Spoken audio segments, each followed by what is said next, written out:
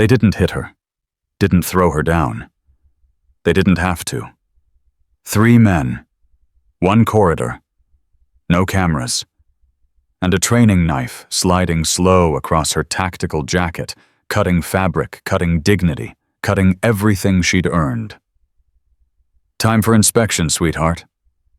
Fort Liberty, North Carolina. 1400 hours. The blind spot where 6 women had been broken before her.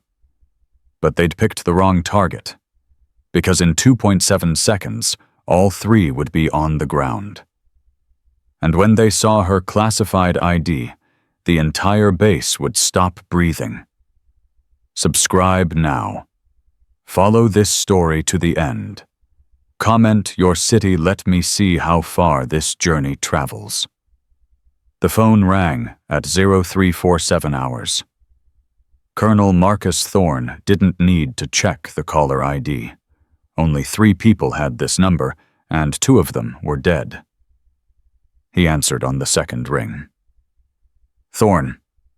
Sir, we have a situation at Fort Liberty.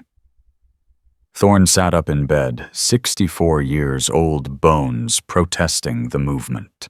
43 years of service had taught him that calls at this hour never brought good news. Define situation. Another complaint, sir. Private Elena Vasquez. Filed yesterday, withdrawn this morning. Same pattern. Same chain of command. Same result. Thorne closed his eyes. The same pattern. Those 3 words had haunted him for 19 years. Who's the subject? Sergeant First Class Damon Kruger. 2 prior complaints, both dismissed. His team includes Specialist Victor Rawlings and Private First Class Noah Holt. They operate together, sir. They've learned how to work the system. And Major Hadley signed off on dismissal personally, called it interpersonal friction requiring peer counseling. Thorne's jaw tightened. Colin Hadley. He'd recommended that man's discharge 19 years ago at Fort Campbell. Command had overruled him. Political connections, family legacy, the institutional protection that let predators thrive. Send me everything, every complaint, every transfer request, every medical discharge from that unit in the past 24 months. Sir, that's going to raise flags. Then let them wave. I'm done watching this happen. He ended the call, sat in darkness for a long moment. His wife had passed 3 years ago.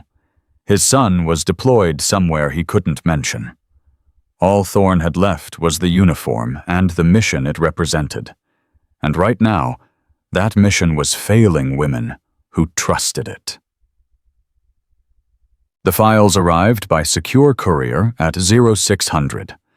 Thorne spread them across his Pentagon basement office, a room with no windows, fluorescent lights that hummed like angry insects, and the distinct smell of careers dying quietly.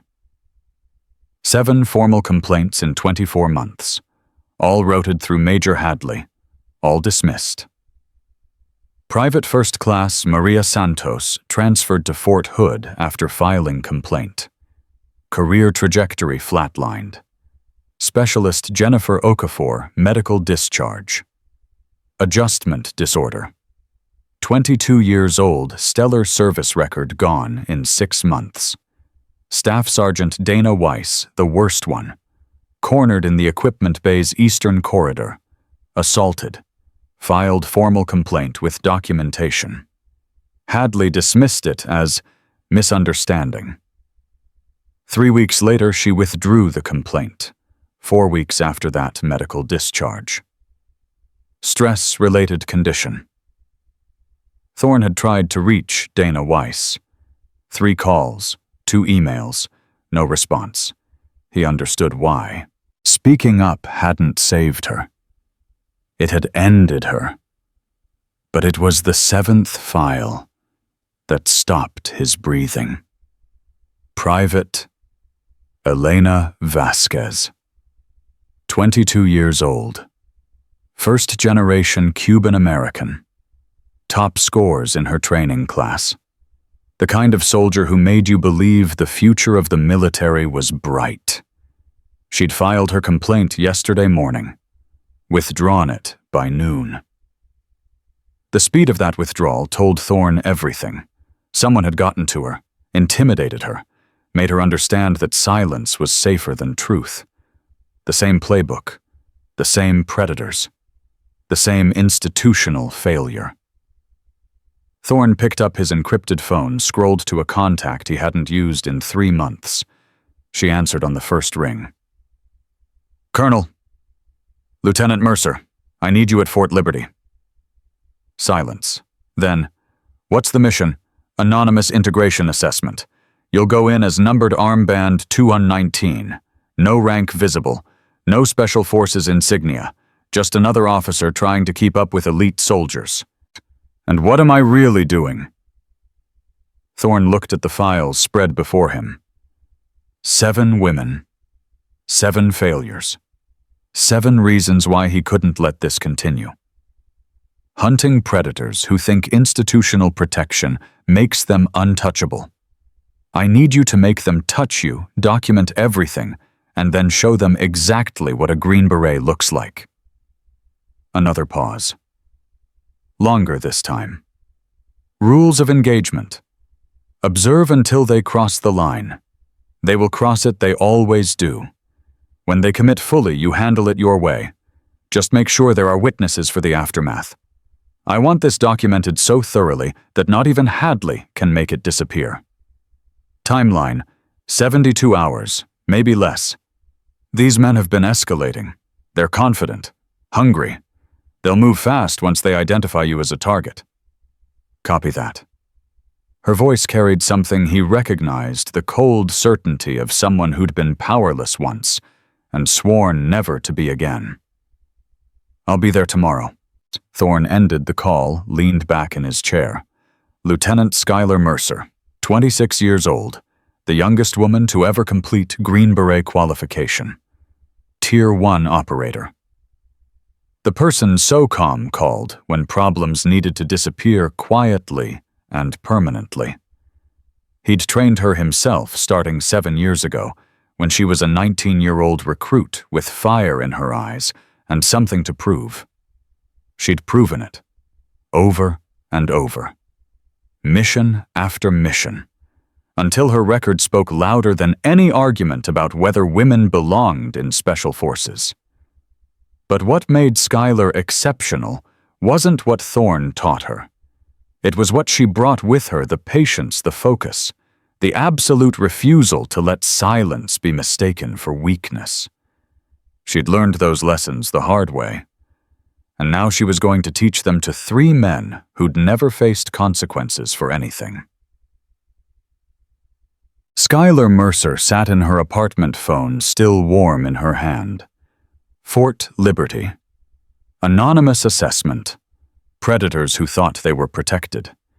She knew exactly what Thorne was asking, knew exactly what it would require.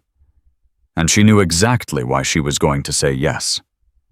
She walked to her closet, pushed aside civilian clothes, revealed the locked case in the back. Combination. Click. Inside her Green Beret, her Tier 1 credentials, her service weapon, and a photograph she hadn't looked at in months. Skylar at 19. Basic training graduation. Smiling like she owned the world. 3 weeks after that photo was taken, Senior Sergeant Raymond Polk had cornered her in an equipment room, put his hands where they didn't belong, told her what would happen if she didn't cooperate. She'd reported it, done everything right, followed protocol, and they'd told her she'd misunderstood his intent, that maybe she was too sensitive for military service. Perhaps she should consider a different career path. She'd stayed anyway. Not because she forgave them, because she refused to let them win. 7 years later, Polk was still in service, still training recruits, still operating with impunity because the system protected men like him.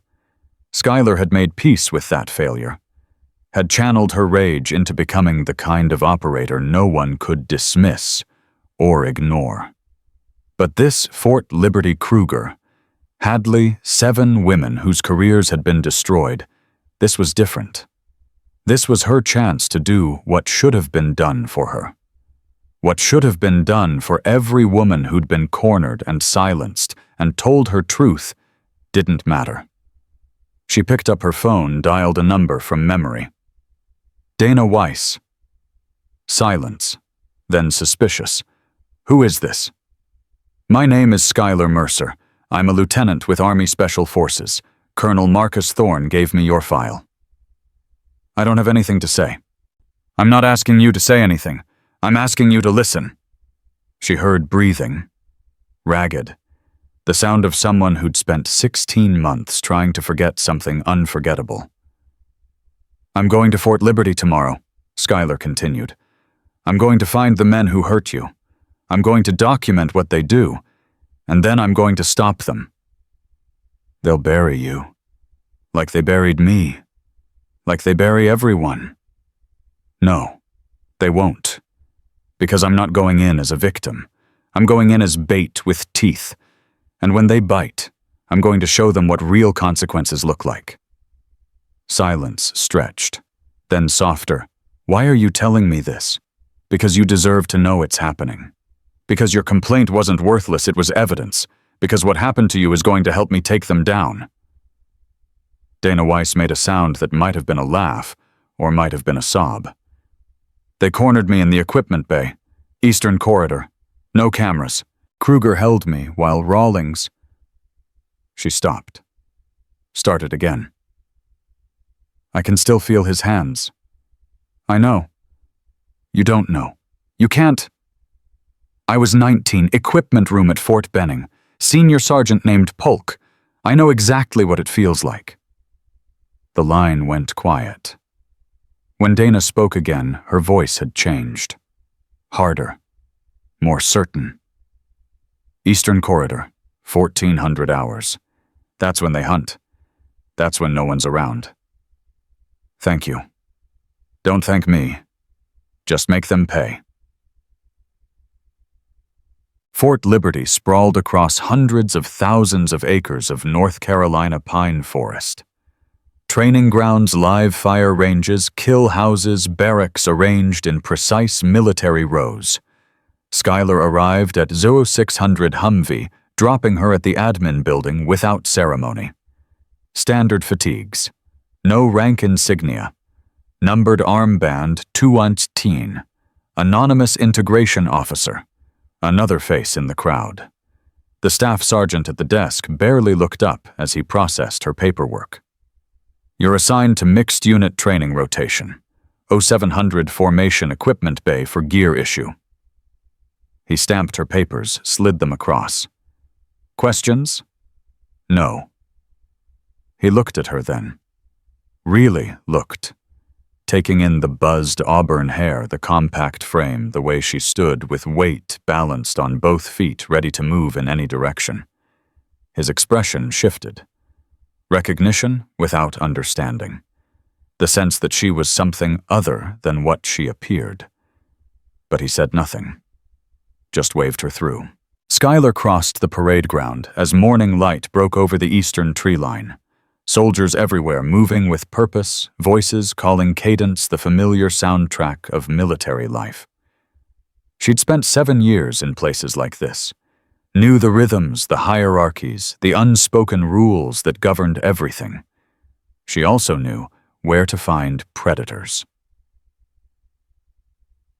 The formation assembled at 0700. Mixed unit 60 soldiers from different branches rotating through integration assessment. The stated goal, learning to fight alongside different service members building operational cohesion. The reality friction competition, and men trying to prove their dominance. Skylar fell in with the middle of the pack. Not front where leaders stood, not back where stragglers hid. Just another body in formation. That's when she saw them. 3 soldiers moving together with the casual coordination of men who'd hunted as a pack before. Sergeant First Class Damon Kruger, 28 years old. Dark hair buzzed to stubble. Jaw like a cinder block.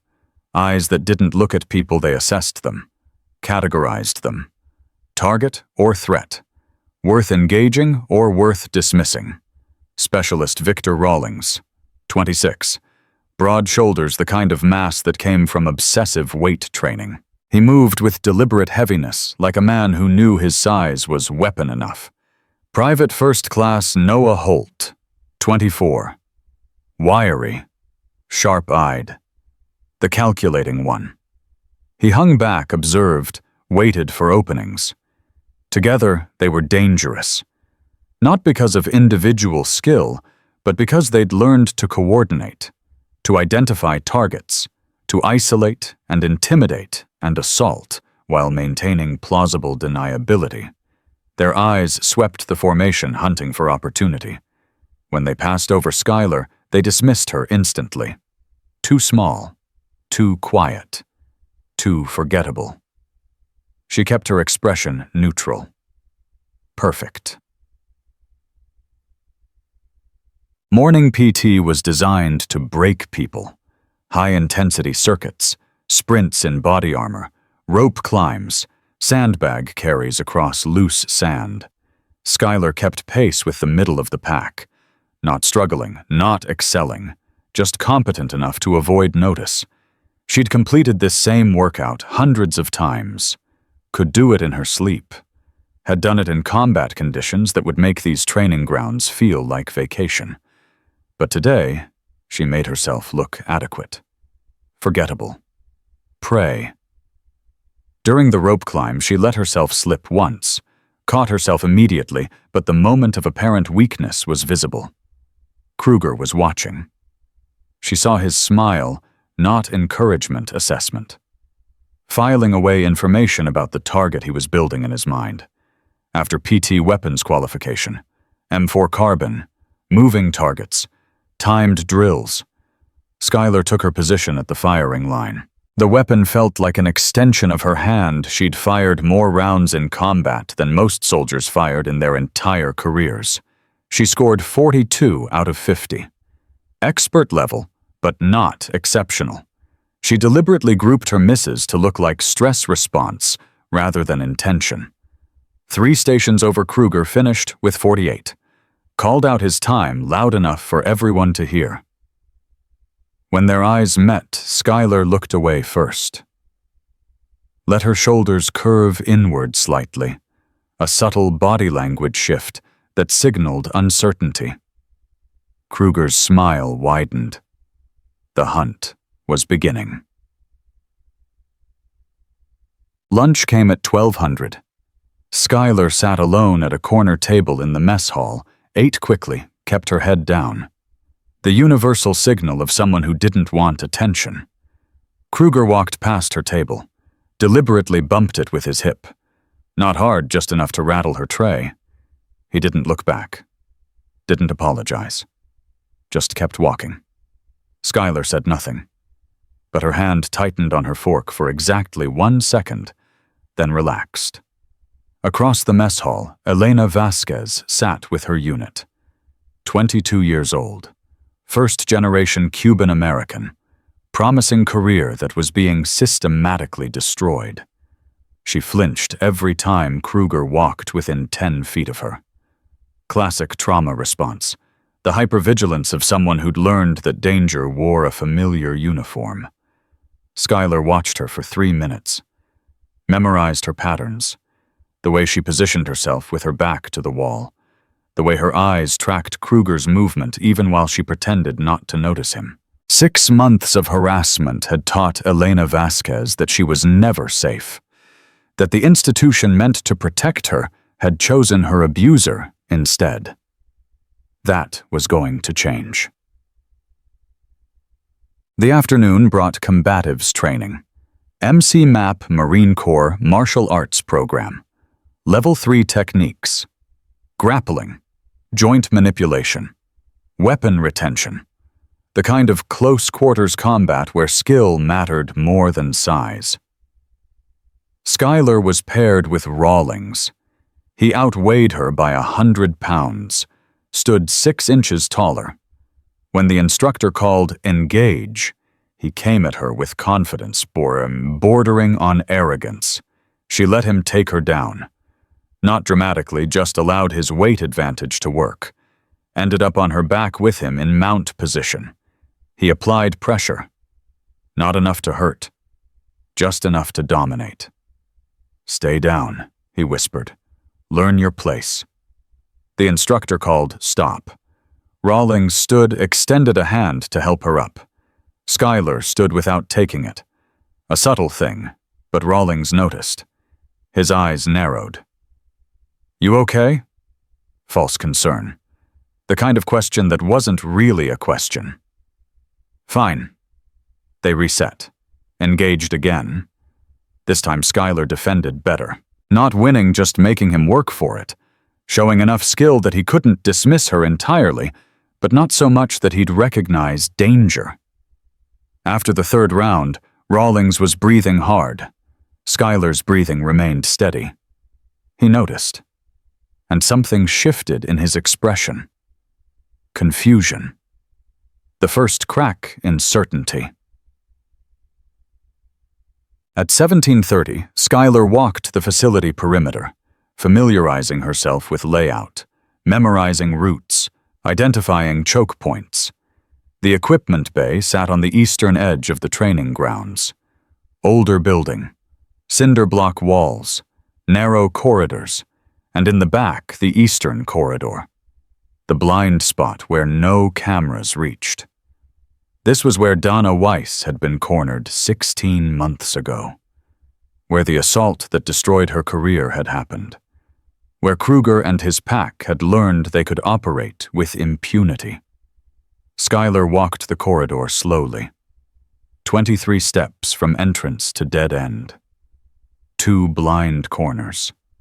3 overhead lights, 1 burned out. Perfect hunting ground for predators. Perfect ambush site for someone who knew how to use it. She memorized every detail. Exit routes, sight lines, positions where she could control movement, positions where they would think they controlled her. Tomorrow, she would return, and she would let them find her. That night, encrypted call to Thorne. Status. Pattern confirmed. 3 subjects operating as coordinated unit. They've identified me as potential target. Escalation has begun. Timeline assessment. 48 hours. Maybe less. They're confident. They've done this before and never faced consequences. They'll move fast. Location. Equipment bay, eastern corridor. Same site as the Weiss assault. I'll brief Admiral Grayson. MPs will be staged but not visible.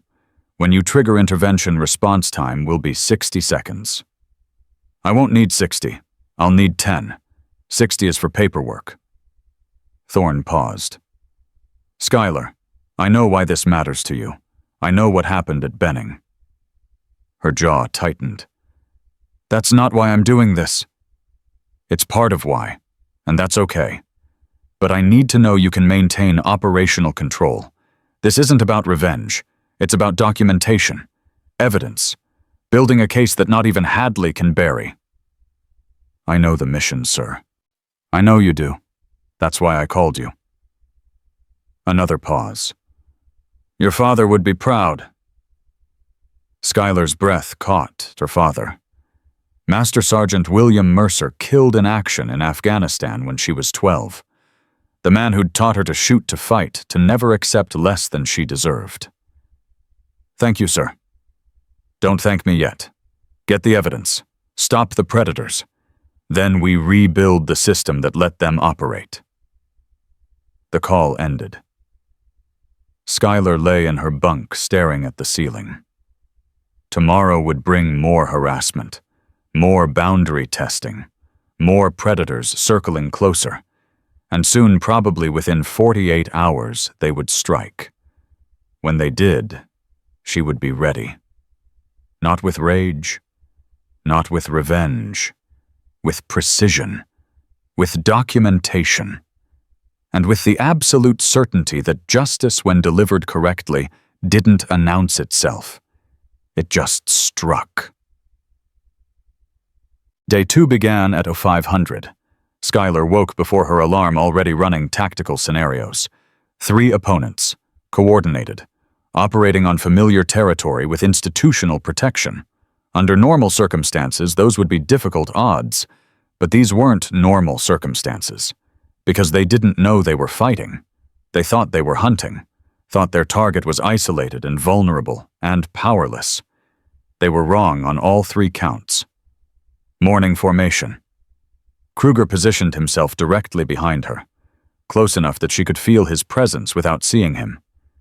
During the 5-mile run, Rawlings matched her pace, closer than tactical spacing required, shoulder brushing hers on turns. "Keeping up okay?" His voice carried false encouragement. "Some people struggle with the heat." "I'm fine." "Sure you are." His hand brushed her lower back. Brief contact. Could be explained as balance adjustment, but it wasn't. Skylar said nothing. Filed the contact mentally. Timestamp, location, witnesses who might corroborate. The escalation was accelerating. At 1100 during equipment inspection, Holt materialized beside her. He hadn't been there a moment ago. The tactical positioning of someone who'd learned to appear without warning. "You're new," he said, not a question. "Integration assessment." "Where from?" "Pentagon liaison."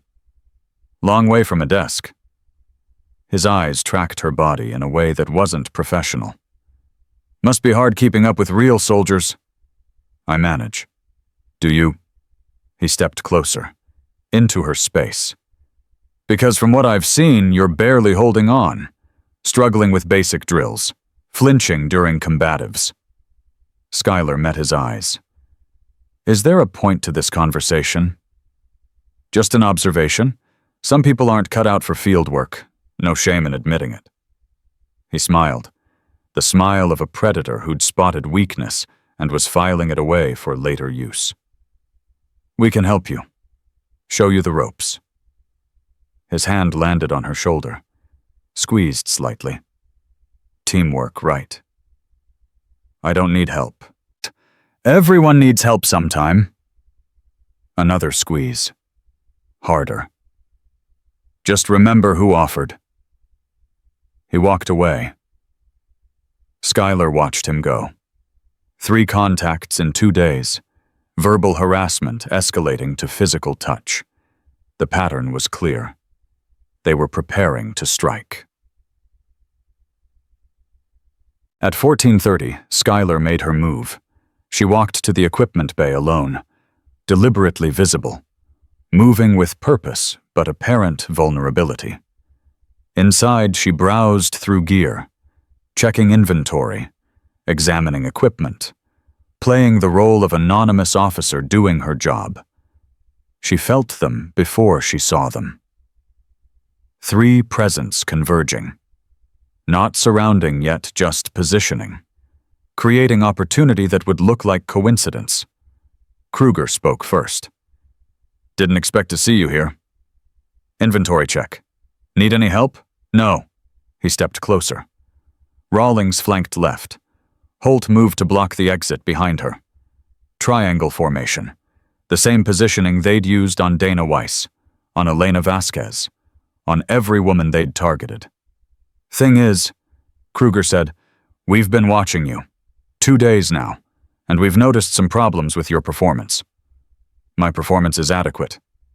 "Adequate isn't good enough here. This is elite training. Standards matter." He was close now. Too close. When people can't meet standards, it puts everyone at risk. "I meet standards." "Do you?" Rawlings moved into her space from the left. "Because from where I'm standing, you look like a liability. Weak, slow, struggling with basics." Holt spoke from behind. "Maybe you need some additional training. Private instruction." Their circle tightened. Skylar's heart rate remained steady, her breathing unchanged. This was the moment. The test. Would they commit today, or would they wait? Kruger's hand reached toward her jacket collar, then stopped. Footsteps in the corridor. Another soldier approaching. Kruger stepped back smoothly. The circle dissolved. When the soldier rounded the corner, all four of them looked like people having a normal conversation. "Think about what we said." Kruger's voice was casual now, professional. "About the extra training. We're here to help." He walked away. Rawlings and Holt followed. The soldier who'd interrupted Specialist Cooper according to his name tape glanced at Schuyler curiously. "You okay?" "Fine." He nodded, continued on his way. Schuyler stood alone in the equipment bay. Processing. They'd been about to act. The approach, the positioning, the hand reaching for her collar, all signs that today was supposed to be the day. But they'd been interrupted. And predators who'd operated this long didn't take unnecessary risks. They'd wait, recalculate, find another opportunity. Tomorrow. Maybe the day after. They'd come again. And next time Schuyler would make sure there were no interruptions. That night she called Elena Vasquez. "Meet me at the East Training Field. 2100 hours. "Why?" "Because I know what's happening to you. And I know you withdrew your complaint this morning." Silence. "Then, I don't know what you're talking about." "Elena, I know." More silence. Finally, "Who are you? Someone who's been where you are. Someone who's going to stop them." "You can't stop them. Nobody can. Major Hadley is part of the problem, but he's not untouchable. None of them are." Elena's voice cracked. "They said if I didn't withdraw, they'd make sure I never served again, that my family would find out things, that my career would be over." "That's what they say to everyone. It's how they keep victims silent." "It's working." "Not anymore." Schuyler's voice carried steel. "Tomorrow or the next day they're going to try something. Not with you, with me. They've been testing me, building toward assault. When they act, I'm going to stop them. And then I'm going to make sure they never hurt anyone again." How can you possibly trust me? I don't even know you." "Then watch. Watch what happens when they corner someone who isn't actually helpless. Watch what happens when the system finally works." Elena was quiet for a long moment. When she spoke again, her voice was smaller, younger. "I was so scared. When it happened. When Kruger. I froze. I couldn't fight back. I just froze." "That's a normal response. Your brain was protecting you." "It didn't feel like protection. It felt like failure." "It wasn't. You survived. You reported it. The failure wasn't yours. It was the institution that didn't protect you. And you think you can change that one person against all of it?" Schuyler looked at the stars above Fort Liberty. Cold, distant, indifferent to human suffering. "I think I can start. And sometimes starting is enough." Day 3. The hunt accelerated. Kruger positioned himself next to Schuyler during morning weapons drill, close enough that their arms touched when she raised her rifle. "Sleep okay?" False friendliness. "Fine." "Good. Today's going to be intense. Close quarters combat scenarios." His voice dropped lower. "I requested you for my fire team. Wanted to see what you can do up close. I wasn't aware requests were possible. They're possible for people who know the right people." His smile showed teeth. "Major Hadley approved it personally. He likes seeing integration officers tested properly." Hadley. The name landed like a punch. The man who'd dismissed 7 complaints, who'd protected predators for 19 years across 4 bases, who'd called sexual assault interpersonal friction. He was actively facilitating this. I'll do my best, Skylar said. I'm sure you will. The close quarters scenarios began at 1000. Kill House. Simulated urban combat.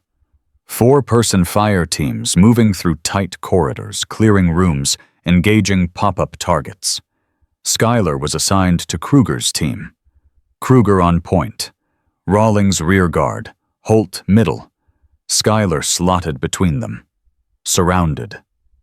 They moved through the first scenario professionally. Proper spacing. Clean room clears. Whatever else they were, these men were trained soldiers. But on the second scenario, things changed. The corridor narrowed. Tight space. Bodies pressing closer. Holt's hand found her hip. Stay tight. Rawlings pressed against her back. Don't want you getting lost. Kruger turned, blocked the forward exit. Problem. 3 men. Enclosed space. No witnesses. The scenario was supposed to continue. Targets were supposed to appear, but nothing activated. Equipment malfunction, Kruger said casually. Happens sometimes. We'll have to wait it out. Rawlings' hand slid from her hip to her lower back, pressure increasing. Since we have time, Holt said, maybe we should talk about your performance issues. This was it. The manufactured opportunity. The moment they'd been building toward. Skylar calculated. 3 opponents, enclosed space, fight here, and it would be her word against theirs. No cameras, no witnesses. Exactly how they wanted it. No, not yet. Not like this. Equipment bay, she said suddenly. Same time tomorrow. If you want to discuss my performance, we can do it there. Kruger's eyes narrowed. What? I know what this is. What you're doing. She kept her voice steady. Calm. If we're going to have this conversation, I'd rather have it somewhere with more space. Tomorrow. 1400 hours. Eastern Corridor. The 3 men exchanged glances. Surprised. This wasn't how targets usually responded. You're suggesting, Kruger started. I'm suggesting we handle this like professionals. Tomorrow, unless you'd rather do it here with simulation equipment recording our position data. That landed. Kruger's expression flickered. He'd forgotten about the position tracking system embedded in training equipment. Tomorrow, he agreed slowly. 1400 hours. Don't be late. I won't. The equipment suddenly activated. Targets appearing. The scenario resuming as if nothing had happened. They completed the drill in silence. That night, Skylar briefed Thorne. They're committed. Tomorrow, 1400 hours, Equipment Bay, Eastern Corridor. You gave them the location. They were going to assault me in the kill house. Position tracking would have documented our locations, but not the assault itself. I redirected to terrain eye control. That's a risk. They could report that you initiated the meeting. They won't, because I phrased it as accepting their offer for performance counseling. If they report it, they admit to the pattern. They'll show up thinking I've surrendered, thinking I'm coming to them for help. Thorne was quiet. Then, you learned this from the files, how they positioned previous assaults as consensual meetings. They've done this at least 7 times. Same pattern. Isolated location victim shows up voluntarily. Assault happens victim too compromised to report accurately. I'm using their playbook against them. And when they assault you, I document it, then I stop it. Then we have 3 soldiers on record committing assault against what they believed was a vulnerable target in a location with history of previous assaults after establishing a clear pattern of predatory behavior. Evidence that can't be dismissed. Evidence that proves Hadley's been protecting them. Evidence that proves this is systematic, not isolated. Evidence that changes everything. Thorne was silent for a long moment. Your father would have done the same thing. Walk into the trap. Spring it from inside. I know. He'd be proud. Skylar closed her eyes. Thought about William Mercer. The way he'd taught her to shoot by shooting beside her. The way he'd taught her to fight by never letting her win until she earned it. The last thing he'd said to her before deploying to Afghanistan, "Remember, baby girl, strength isn't about how hard you hit. It's about how much you can take and keep moving forward." She'd taken a lot in the past 7 years. Dismissal, doubt, the constant pressure of proving she belonged. Tomorrow she'd keep moving forward. And 3 predators would learn what happened when strength stopped being silent. Day 4 arrived like judgment.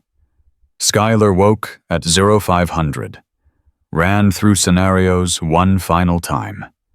3 opponents, coordinated but overconfident, predators but not warriors, against a Tier 1 Green Beret who'd spent 7 years learning exactly how to dismantle opponents efficiently. The fight wouldn't be fair, but fairness wasn't the objective. Justice was. At 0700, formation assembled.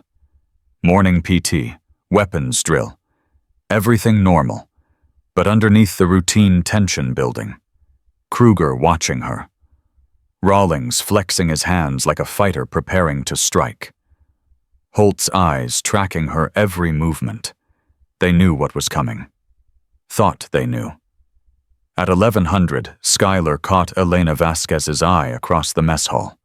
Gave the slightest nod. Elena's expression shifted. Hope, warring with fear. Watch, Skylar thought. Watch what happens when predators meet someone who isn't prey. At 1330, Skylar walked to the equipment bay. Earlier than agreed. Deliberate choice. Let them find her. Let them think this was opportunity rather than trap. She moved through the main storage area. Past rows of gear, combat packs, helmets, body armor.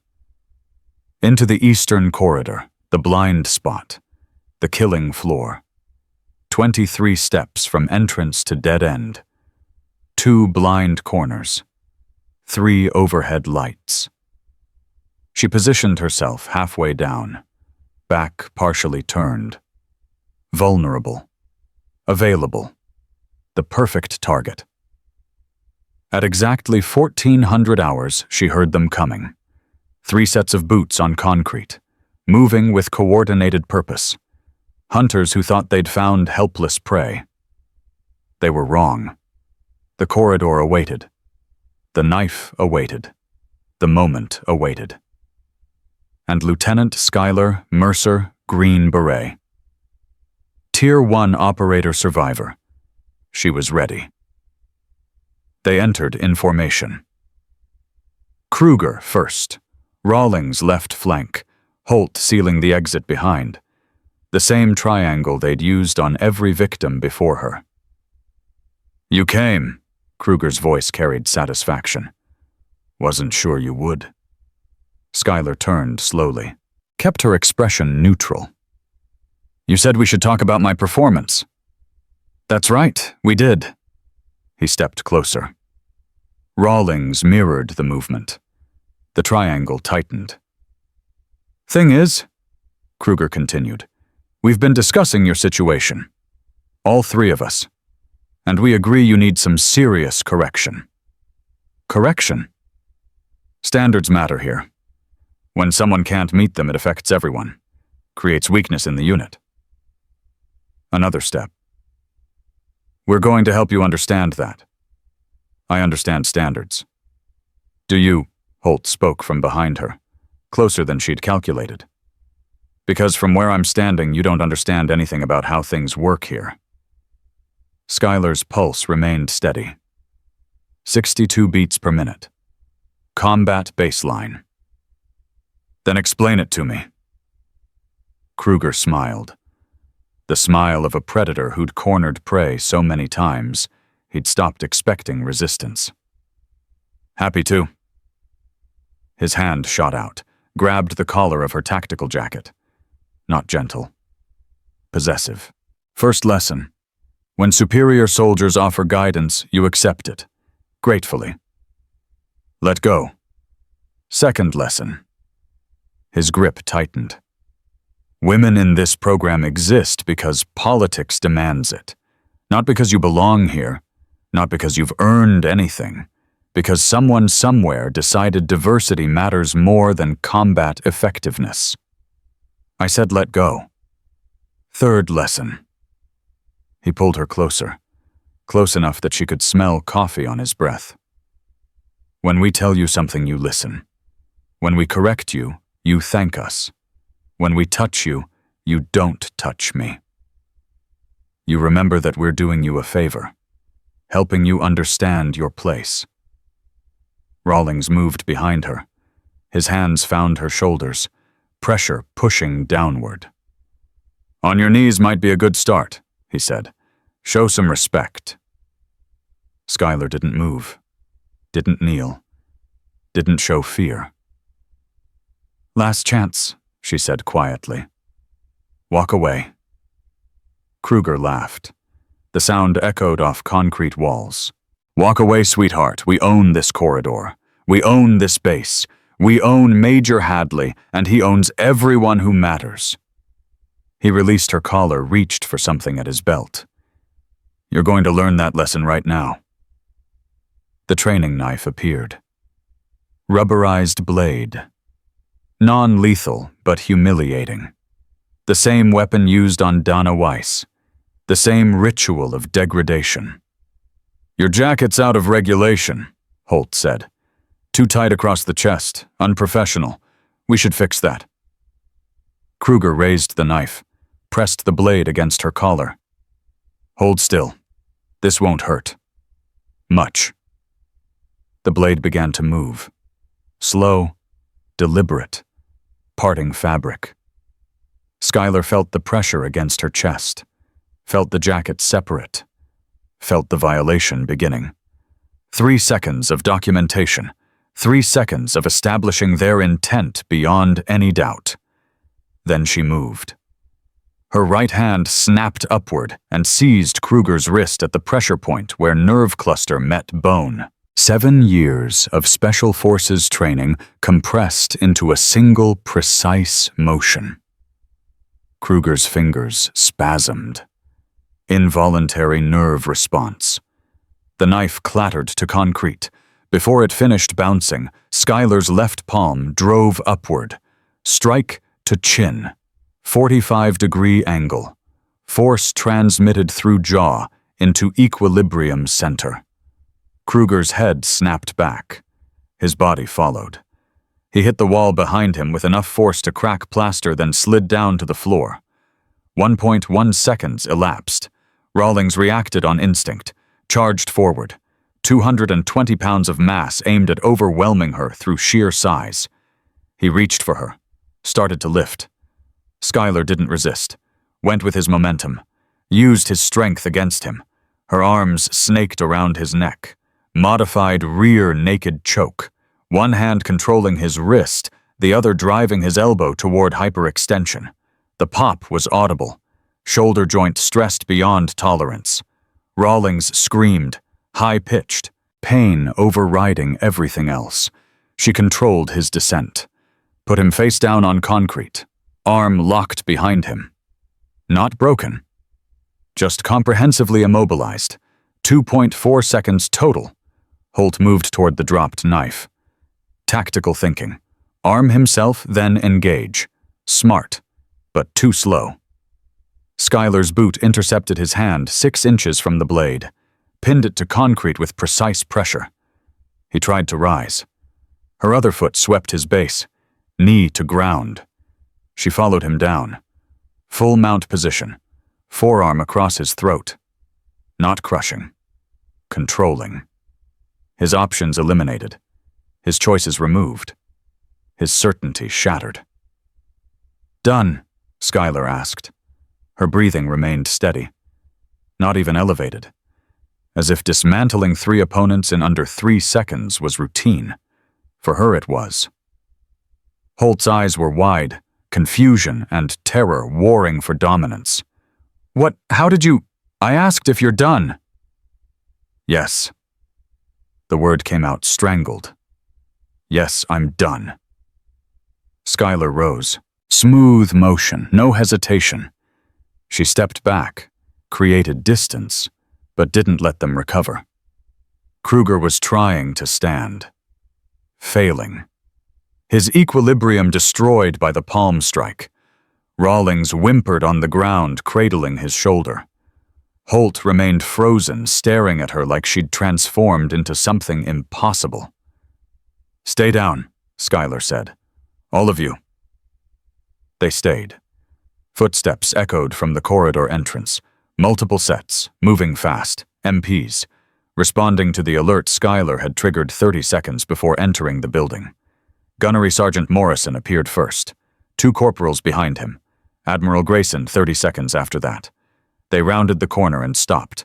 3 soldiers on the ground, 1 gasping, 1 cradling his shoulder, 1 staring at the ceiling like he'd witnessed divine judgment, and 1 woman standing in the middle, jacket torn, breathing steady, expression absolutely calm.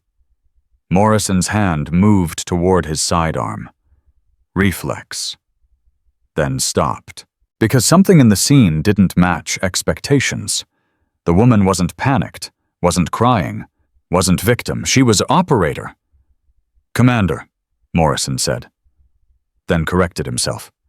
I mean... Skylar reached into her pocket, produced the black ID wallet, opened it without speaking. Let the credential speak for itself. Morrison took it, read it. His face cycled through 3 expressions in 2 seconds. Confusion, recognition, something approaching awe. Lieutenant Skylar Mercer, he read aloud. United States Army Special Forces, Green Beret qualification, Tier 1 clearance, SOCOM operational attachment. The corridor went silent. Even Rawlings stopped whimpering. Because those words, Tier 1 Green Beret, SOCOM, they carried weight that most soldiers never encountered. They meant the woman these 3 had cornered wasn't prey. She was apex predator, had always been, had just been patient enough to let them commit fully before demonstrating exactly what she was. Admiral Grayson stepped forward, his face hard. Professional mask hiding whatever he felt about discovering this had happened on his base. Sergeant Morrison, secure these 3. Medical isolation. No communication with each other or anyone else. I want statements from every soldier who had contact with them in the past week. Yes, sir. And Lieutenant Mercer. Grayson's voice carried something new. Respect, maybe. Or recognition. Are you injured? No, sir. Do you require medical attention? No, sir. Do you wish to file charges? Skylar looked down at Kruger, at Rawlings, at Holt. 3 predators who'd learned that institutional protection wasn't absolute, that eventually accountability arrived wearing a face they'd underestimated. I don't file charges, Admiral. I make recommendations. She paused. And I recommend you contact Colonel Marcus Thorne at the Pentagon immediately, because what happened here isn't isolated. It's the visible part of systematic failure, and SOCOM needs full debrief. Grayson studied her for a long moment, then nodded. Morrison, get these 3 out of here. Lieutenant with me. As MPs moved to secure the prisoners, Kruger finally found his voice. This is entrapment. His words slurred slightly. The palm strike had done neurological damage that would take hours to clear. She set us up. She told us to meet her here. Sergeant Kruger. Skylar's voice cut through his protest like a blade. You grabbed my jacket. You pulled a knife. You cut my clothing while telling me to learn my place. All of that is documented. All of that has witnesses now. And all of that matches the pattern you've established across 7 previous victims. She stepped closer, close enough that he had to look up at her from his position on the ground.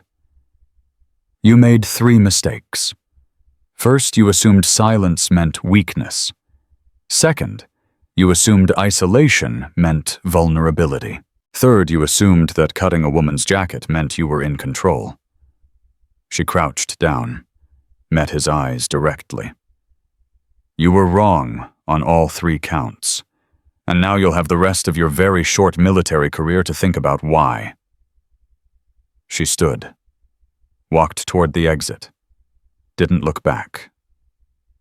Behind her, MPs hauled 3 men to their feet. 3 careers ending. 3 predators finally facing consequences. And in the administration building, a phone was already ringing. Colonel Marcus Thorne answered on the first ring. It's done, Grayson said. 3 subjects secured. Your officer is uninjured. We need to talk about Major Hadley. Thorne smiled in his Pentagon basement office, the first genuine smile in weeks. Yes, Admiral, we certainly do. The debrief room smelled like recycled air and accountability. White walls, metal table, 2 chairs, the kind of space where truth got extracted and careers got ended. Schuyler sat across from Admiral Grayson. Colonel Thorne had arrived 90 minutes after the incident, face carved from stone eyes, seeing everything. Start from the beginning, Grayson said. So she did. 4 days of documented harassment, verbal escalation to physical contact, the careful positioning that made her appear vulnerable, the deliberate underperformance that made them confident. You engineered the confrontation, Grayson said when she finished. Not accusation.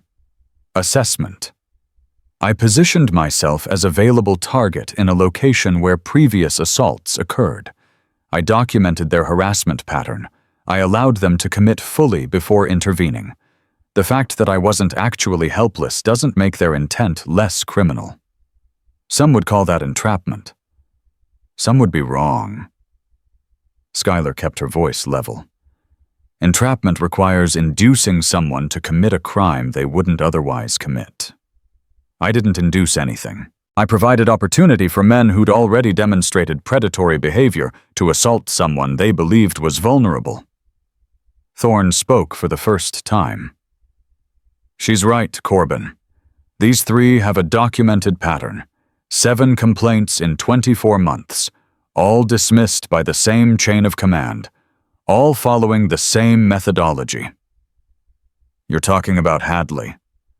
I'm talking about systematic protection of predators spanning 19 years and 4 bases. Thorne produced a tablet, slid it across the table. Look at the pattern. Same approach every time. Isolated location. Victim appears to come willingly. Assault happens. Victim too traumatized to report accurately. Complaint gets dismissed as misunderstanding or interpersonal friction. Grayson scrolled through the files, his expression darkening with every page. You're telling me this has been happening under my command for 2 years, and I didn't know? You didn't know because Hadley made sure you didn't know. He routes complaints through his office, conducts peer counseling sessions that are actually intimidation, pressures victims to withdraw before formal investigation can begin. And you have proof of this. I have pattern, I have documentation, I have 7 victims willing to testify now that they know they'll be believed. Thorne leaned forward. What happened today wasn't just 3 soldiers assaulting an undercover operator. It was the crack that exposes the entire system. Grayson was quiet for a long moment. When he spoke again, his voice carried weight. What do you need? Schuyler answered. Access to every complaint filed in the past 24 months, every transfer request from female personnel, every medical discharge coded for stress or adjustment issues.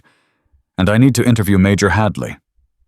Hadley will lawyer up the moment he realizes what's happening. Then we move fast, before he can destroy evidence or coordinate stories. And the 3 in custody, keep them isolated.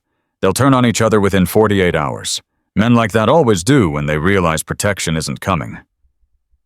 Grayson looked at Thorne. Something passed between them.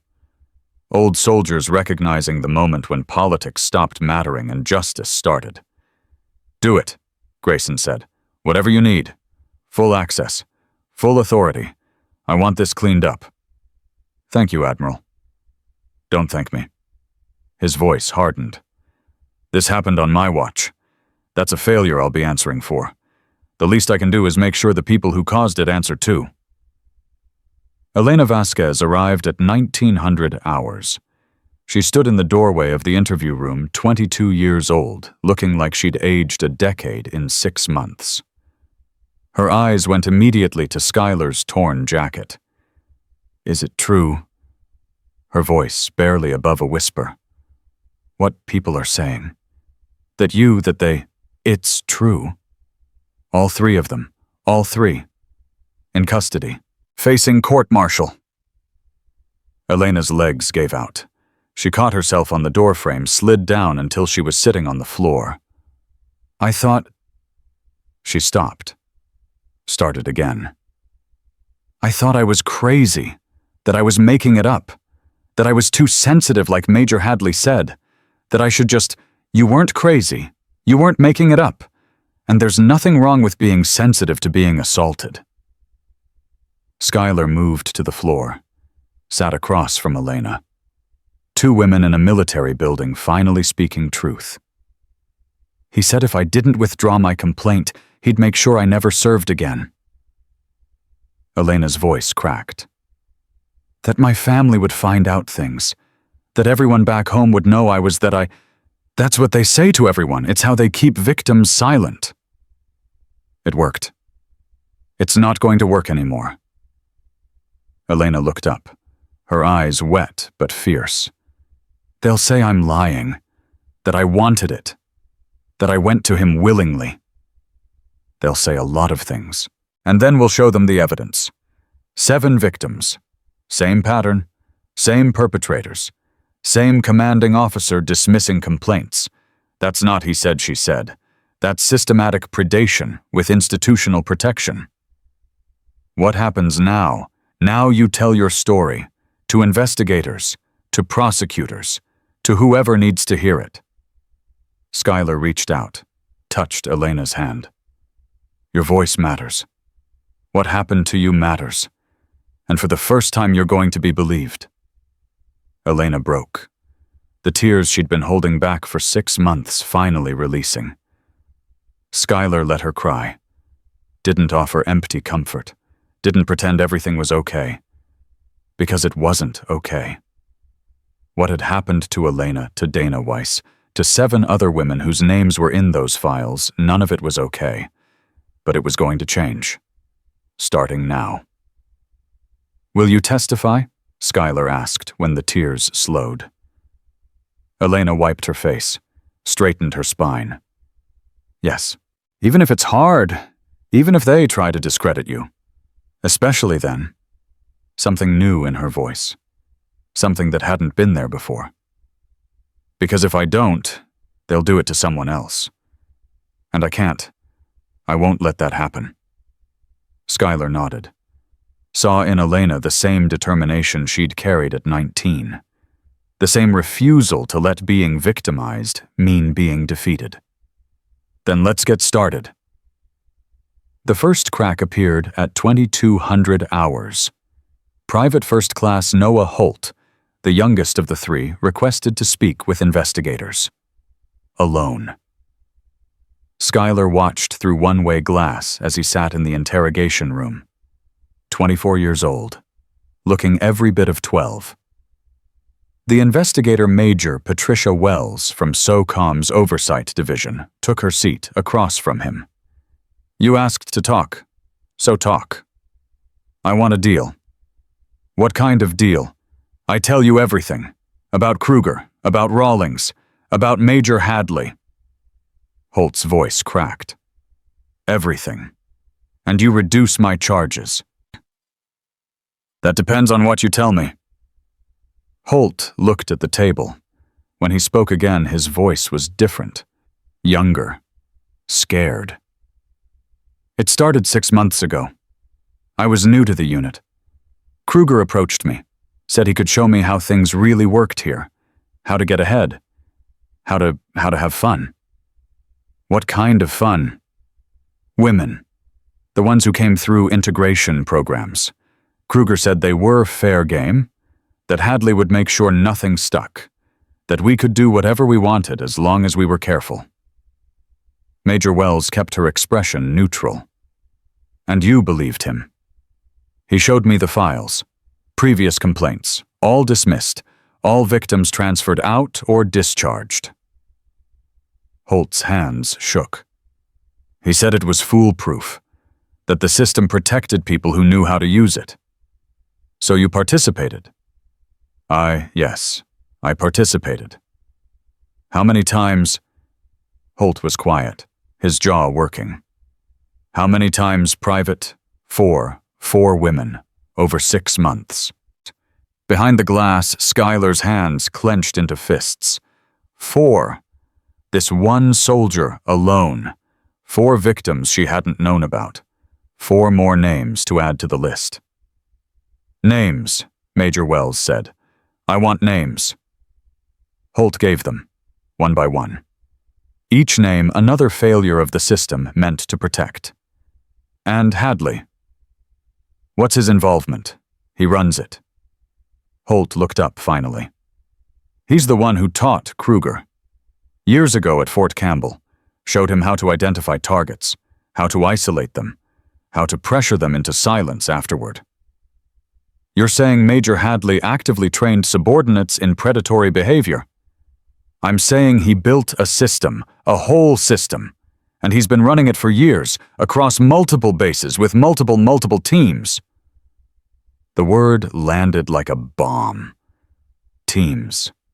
Plural. This wasn't 3 men at one base. This was a network. A methodology that had been refined over 19 years and spread like cancer through the military. I want full immunity, Holt said. And witness protection, because when Hadley finds out I'm talking, he'll what? Holt's face went pale. There was a sergeant at Fort Campbell, years ago. She was going to testify against him. Had evidence. Documentation. What happened to her? Training accident. 3 weeks before the hearing. Major Wells leaned forward. Are you saying Major Hadley murdered a potential witness? I'm saying she's dead, and the investigation was closed in 48 hours, and Hadley got promoted 6 months later. Behind the glass, Thorne turned to Schuyler. This just became a federal case. It became a federal case the moment Holt said teams. If Hadley's been training predators across multiple installations, then we're not looking at one corrupt officer. We're looking at systematic infiltration of command structure by sexual predators. Schuyler watched Holt continue to talk, watched the case grow larger with every word. She'd come here to stop 3 men. She was about to take down an empire. Major Colin Hadley's quarters were raided at 0300 hours. He wasn't there. Base security found his computer wiped, his files shredded, his personal vehicle missing from the parking lot. He'd been tipped off. Someone in the chain of command had warned him. Admiral Grayson's face was granite when he delivered the news. He's running. NCIS has been notified. State police are setting up checkpoints, but he's got a 4-hour head start. He won't run far, Thorne said. Men like Hadley don't have exit strategies. They have protection networks. He's heading somewhere he thinks is safe. Do we know where? I have an idea. Schuyler pulled up a file on her tablet. His service record shows a close association with Colonel Vincent Drake. Fort Bragg, now Fort Liberty, 2008 to 2012. Drake was his commanding officer. Signed off on 3 separate complaints against Hadley. All dismissed. You think Drake is part of the network? I think Drake might be where the network started. Grayson looked at the file, his expression shifting as implications registered. Drake is at the Pentagon now, Deputy Chief of Personnel for Special Operations Command. Which means he has access to every female soldier's assignment transfer request and personnel file in the entire Special Operations community. Silence. The scope of what they were uncovering expanded exponentially. We need to contain this, Grayson said finally, before Hadley reaches Drake, before they can coordinate. Sir. Schuyler's voice cut through the tension. With respect, containment isn't the objective. Exposure is. If we try to handle this quietly, they'll bury it like they've buried everything else. We need this public. We need it undeniable. You're talking about a scandal that could destroy careers at the highest levels. I'm talking about justice that's been delayed for 19 years. Every day we wait is another day. Predators have access to victims. Thorne stepped forward. She's right, Corbin. This has been festering for nearly 2 decades. The only way to kill it is to drag it into sunlight. Grayson was quiet for a long moment. General Patricia Reeves, he said finally. SOCOM oversight. She's been pushing for transparency in harassment cases for years. If we bring her in, she'll blow this wide open, Thorne finished, which is exactly what needs to happen. Grayson nodded slowly, made a decision. Make the call. Tell her everything. And tell her to bring her full investigation team. He looked at Schuyler. You started this, Lieutenant. You're going to see it through. Yes, sir. And Mercer, whatever happens next, what you did today mattered. Those 3 men will never hurt anyone again. That counts for something. Schuyler thought about Elena Vasquez, about Dana Weiss, about 7 victims and probably dozens more. It counts for something, she agreed. But it's not enough. Not until the system that protected them is destroyed. Then let's destroy it. Dawn broke over Fort Liberty at 600 hours. Schuyler stood at the edge of the parade ground, watching soldiers move through morning formation. The same routine she'd observed for 4 days. The same faces. The same rhythms. But something had changed. Word had spread not officially, but through the channels that soldiers used when something significant happened. 3 men in custody, a major on the run, an investigation that was growing by the hour, and at the center of it, a woman who'd been dismissed as prey and turned out to be something else entirely. Elena Vasquez found her at 0630. They're talking about you. Everyone. Let them talk. They're saying you're special forces, that you took down 3 men in 3 seconds, that you're some kind of... I'm a soldier. Same as you. Elena shook her head. No, not the same. What you did, what you are, I didn't know people like you existed. Schuyler turned to face her. 22 years old. Victim becoming survivor. The next step in a journey that would take years. People like me exist because people like you speak up. Even when it's hard. Even when the system fails. Your complaint is what started this investigation. Your courage is what's going to end it. My complaint was dismissed. Your complaint was documented. And documentation matters. Every piece of evidence, every witness statement, every record of institutional failure, it all adds up. It all builds the case that makes accountability possible. Elena was quiet for a moment. Processing. What happens now? Now we wait for General Reeves. She arrives at 0900, full SOCOM investigation team. They'll take statements from everyone, build a case that can't be buried or dismissed. And Hadley, NCIS is tracking him. He won't get far. And after, when this is over... Schuyler looked at the young soldier, saw determination beneath the trauma, strength beneath the fear. After depends on you. You can let what happened define you, or you can let it refine you, make you stronger, make you the kind of soldier who protects others because you know what it feels like to need protection. Is that what you did? Schuyler thought about Polk, about the equipment room at Fort Benning, about 7 years of proving herself. That's what I did, and I'm still doing it, every day. Elena straightened, something shifting in her posture, in her eyes. Then that's what I'll do too. At 0900 hours, 3 Blackhawks descended onto Fort Liberty's main helipad. General Patricia Reeves emerged first, 56 years old, 3 stars. The kind of presence that made colonels stand straighter and privates pray they weren't noticed. She crossed the tarmac with the stride of someone who'd been waiting 19 years for this moment. Thorne met her halfway. "Patricia?" "Marcus." Her voice carried barely contained fury. "Tell me you have him." "Hadley's in the wind, but we have Kruger Rawlings and Holt. Holt's talking, and we have documentation going back 24 months. 24 months isn't enough. I want everything. Every base he's served at, every complaint that crossed his desk, every soldier who transferred out or discharged under suspicious circumstances.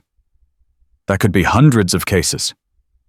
Then we investigate hundreds of cases." Reeves's eyes found Skylar across the tarmac. "That's her, the one who cracked it open. Lieutenant Skylar Mercer, Green Beret, Tier 1. Reeves nodded slowly. "I've read her file. First woman through qualification at 23. Perfect operational record. And now this." She started walking toward Skylar. "Let's see if she's as good as her record suggests." Skylar came to attention as the general approached. "Lieutenant Mercer, General Patricia Reeves. I've spent 19 years trying to clean up the mess Colin Hadley leaves behind. You've done more in 4 days than I've accomplished in 2 decades. Ma'am, I had advantages you didn't. Colonel Thorne's intelligence, Admiral Grayson's support, and 3 predators who thought they were untouchable. They thought wrong. Yes, ma'am, they did." Reeves studied her for a long moment, then unexpectedly smiled. "I was you once, 28 years ago. Different base, different predators, same system of protection. I reported, got dismissed, decided to stay and fight from the inside." Her smile faded. "It's been a long fight, too long, too many casualties. Today that changes. Today that begins to change," Reeves corrected. "Hadley's one man. Drake might be another, but the system that created them, that protected them, that let them operate for 19 years, that system is going to take years to dismantle. Then we start dismantling." The general nodded, turned to her team. "Full investigation protocols. Interview every female soldier on this base. Review every harassment complaint from the past 3 years. I want evidence that will stand up to JAG scrutiny, congressional oversight, and public opinion." She turned back to Skylar. "And you, Lieutenant, you're with me. Because if Hadley's network extends as far as I think it does, we're going to need someone who knows how to flush out predators." Skylar thought about the corridor, about 3 men on the ground, about justice that was just beginning. "Yes, ma'am, whatever you need." The hunt wasn't over. It was just getting started. The call came at 10:47 hours. NCIS agent Marcus Webb's voice carried the tension of a man who'd just discovered something he wished he hadn't. "We found Hadley." General Reeves put the phone on speaker. Skylar and Thorne leaned closer. "Where? Quantico. He made it to Colonel Drake's residence at 0600 this morning. We have surveillance confirming both men are inside." "Have you moved on them?" "That's why I'm calling ma'am." Webb paused. "We intercepted communications. Drake's been making calls all morning. Pentagon, Fort Benning, Fort Campbell, Joint Base Lewis McChord. Who's he calling? That's the problem. Everyone he's contacted holds command positions, all male, all with access to personnel files." Another pause. "And all of them have served under him at some point in the past 20 years. Skylar's blood went cold. Not a network. An army. "How many?" Thorne's voice was tight. 14 confirmed. Probably more we haven't identified yet." Reeves closed her eyes. When she opened them, they held something Skylar recognized. The look of a warrior facing an enemy larger than anticipated. "They're circling wagons, coordinating their defense." "It gets worse," Webb said. "We intercepted a partial message. Drake told Hadley to activate Protocol 7. We don't know what that means, but the response was immediate. 3 of the men he contacted left their posts within 30 minutes. Destinations unknown. They're running. Or they're destroying evidence. Or both. Reeves turned to Thorne. We need to move, now, before they can coordinate a cover-up. If we move on Drake, we tip our hand. The others will scatter. If we don't move, they destroy everything, and we lose the entire network. Schuyler spoke. What if we don't have to choose? Both officers turned to her. Drake doesn't know what Holt told us. He doesn't know we're aware of the network's scope. As far as he knows, this is still about 3 soldiers and 1 corrupt major. What are you suggesting? We let him think he's winning, let him believe his protocol is working, and while he's focused on protecting Hadley, we go after the others, hit them all simultaneously, before they can warn each other. Reeves considered this. Coordinated strikes across multiple bases. That's a massive operation. It's the only way to catch them all. 1 domino tips, they all scatter. But if we knock them all down at once, no one escapes. Thorne finished. It's risky.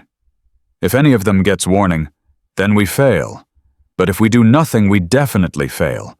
They'll bury this so deep it'll take another 19 years to dig up. Reeves made her decision.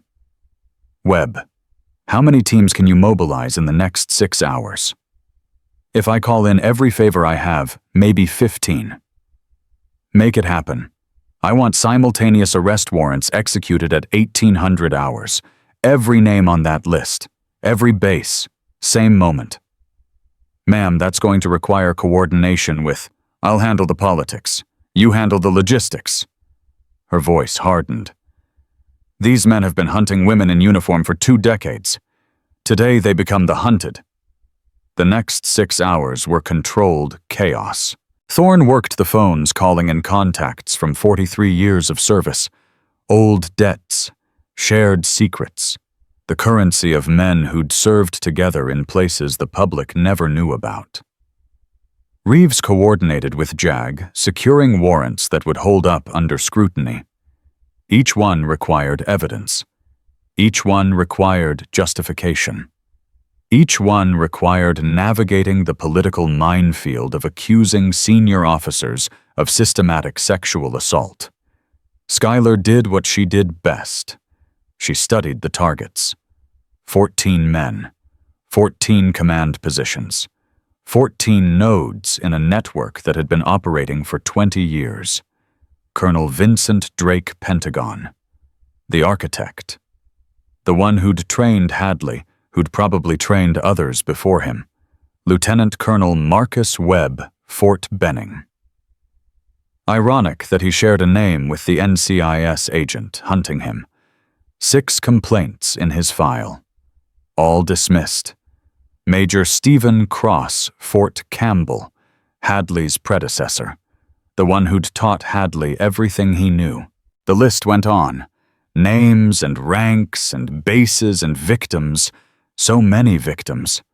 Schuyler pulled their files, cross-referenced complaints, built a timeline that showed how the network had grown, how each member had been recruited, how they'd protected each other across decades and duty stations. It was elegant in a horrifying way, a self-perpetuating system of predation hidden inside an institution designed to protect. At 1500 hours, she found something that made her stop breathing. A name buried in Drake's personnel file. A disciplinary action from 1994. The complaint had been filed by a junior enlisted soldier. Female. 22 years old. The complainant's name was Patricia Reeves. Schuyler stared at the file. Read it 3 times to make sure she wasn't imagining things. Patricia Reeves. Now General Patricia Reeves, 3-star commander of SOCOM Oversight. She'd filed a complaint against Vincent Drake 29 years ago. The complaint had been dismissed. Schuyler walked to the command center where Reeves was coordinating the operation, waited until the general finished a call, then approached. Ma'am, I need to speak with you. Privately. Something in Schuyler's voice must have registered. Reeves nodded. Led her to an empty office. Closed the door. What is it? Schuyler handed her the file. I found this in Drake's records. Reeves looked at the paper. Her face went still. I wondered if you'd find it. You knew it was there? I filed it, 29 years ago. I was a lieutenant. Drake was my commanding officer. Reeves set the file down, her hands steady despite what Schuyler could see churning behind her eyes. He cornered me after a training exercise, did things I've spent 3 decades trying to forget. The complaint was dismissed. Of course it was. Drake had friends. I was nobody, just another woman trying to serve her country while men like him treated us like prey. Reeves met Schuyler's eyes. Why do you think I've spent my entire career fighting for transparency in harassment cases? Why do you think I jumped at the chance to lead this investigation? This isn't just professional for you. Nothing about this has ever been professional. It's personal. Every case I've reviewed, every policy I've pushed, every victim I've tried to protect. It's all been leading to this moment. Her voice cracked slightly, then hardened. Vincent Drake destroyed something in me 29 years ago. Today, I get to return the favor. Schuyler stood silent for a moment, processing. Does anyone else know? Thorne suspects. He's known me long enough to read between the lines. Reeves straightened. But my history doesn't change the facts. Drake is guilty. The network is real, and in 3 hours we're going to tear it all down. Should you recuse yourself given your personal involvement? Reeves smiled. Cold. Certain. They've used personal involvement to protect each other for decades. Time for someone to use it against them. She picked up the file. Besides Lieutenant, the best hunters are always the ones who know what it feels like to be prey. At 17:30 hours, 15 teams were in position across 8 bases. Schuyler was with the team assigned to Quantico. Primary target Colonel Vincent Drake and Major Colin Hadley. General Reeves commanded from Fort Liberty. Thorne coordinated communications. NCIS agents and MPs stood ready at every location. The synchronization was critical. One team moving early could trigger warnings that would scatter the others. All teams report status. Reeves's voice came through the encrypted channel. One by one confirmations came in. Fort Benning ready, Fort Campbell ready, Lewis McCord ready, Quantico ready. 1800 hours and 15 minutes. No movement until my signal. Schuyler checked her weapon. Standard sidearm. She wouldn't need it for the arrest, but old habits died hard. The team lead, an NCIS agent named Torres, glanced at her. You the Green Beret who started all this. I exposed it. Others started it a long time ago. Either way, when this goes down, you stay behind us. You're a witness, not an operator. Not today. Schuyler bristled, but nodded. Chain of command, even when it chafed. 5 minutes, Reeves announced. Drake's house sat at the end of a quiet street. 2 vehicles in the driveway. Surveillance confirmed both targets inside. Movement at the back door, a spotter reported. Male subject, looks like Hadley. He's carrying something. Describe. Document box. He's loading it into a vehicle. They're destroying evidence, Torres muttered. We need to move. Hold position, Reeves ordered. 2 minutes to synchronized execution. Ma'am, if he drives off with that evidence, then we'll get it from the vehicle. Hold position. The seconds crawled. Schuyler watched Hadley load the box into a sedan. Return to the house. Emerge with another box. 90 seconds. Hadley finished loading. Stood at the sedan's door, looking around. Nervous. 60 seconds. He got in the vehicle. Started the engine. He's running, Torres said. We have to hold. Ma'am, I said hold Agent Torres. 30 seconds. The sedan began to back out of the driveway. 20 seconds. It reached the street. Turned toward the main road. 10 seconds. The sedan accelerated. All teams execute. Execute. Execute. Torres's team exploded into motion. 2 vehicles blocking the street. Agents swarming Drake's house. Skylar running toward the sedan that was now reversing frantically, trying to escape. Hadley's face appeared in the driver's window. Panic. Recognition when he saw Skylar approaching. He gunned the engine. Aimed the vehicle directly at her. Skylar didn't flinch. Didn't move. Just raised her weapon and put 2 rounds through the front tires. The sedan swerved. Hit a curb. Stopped. Agents surrounded it within seconds. Doors ripped open. Hadley dragged out and forced to the ground. He looked up at Skylar. Blood from a cut on his forehead. Eyes wild with fear and fury. "You," he spat. "You destroyed everything." Skylar crouched down. Met his eyes. "No, Major. You destroyed everything. I just made sure people finally noticed." Inside the house, Drake wasn't going quietly. Skylar heard the commotion as she entered. Shouting, scuffling, the crash of furniture being overturned. She found Drake in his study, 3 agents struggling to restrain him. 61 years old, but fighting like a man half his age. "Get your hands off me. Do you know who I am? I'll have your careers. I'll have your—" His eyes found Skylar, stopped on her face. "You're the one from Fort Liberty, the one who took down Kruger's team." "That's right. You have no idea what you've done."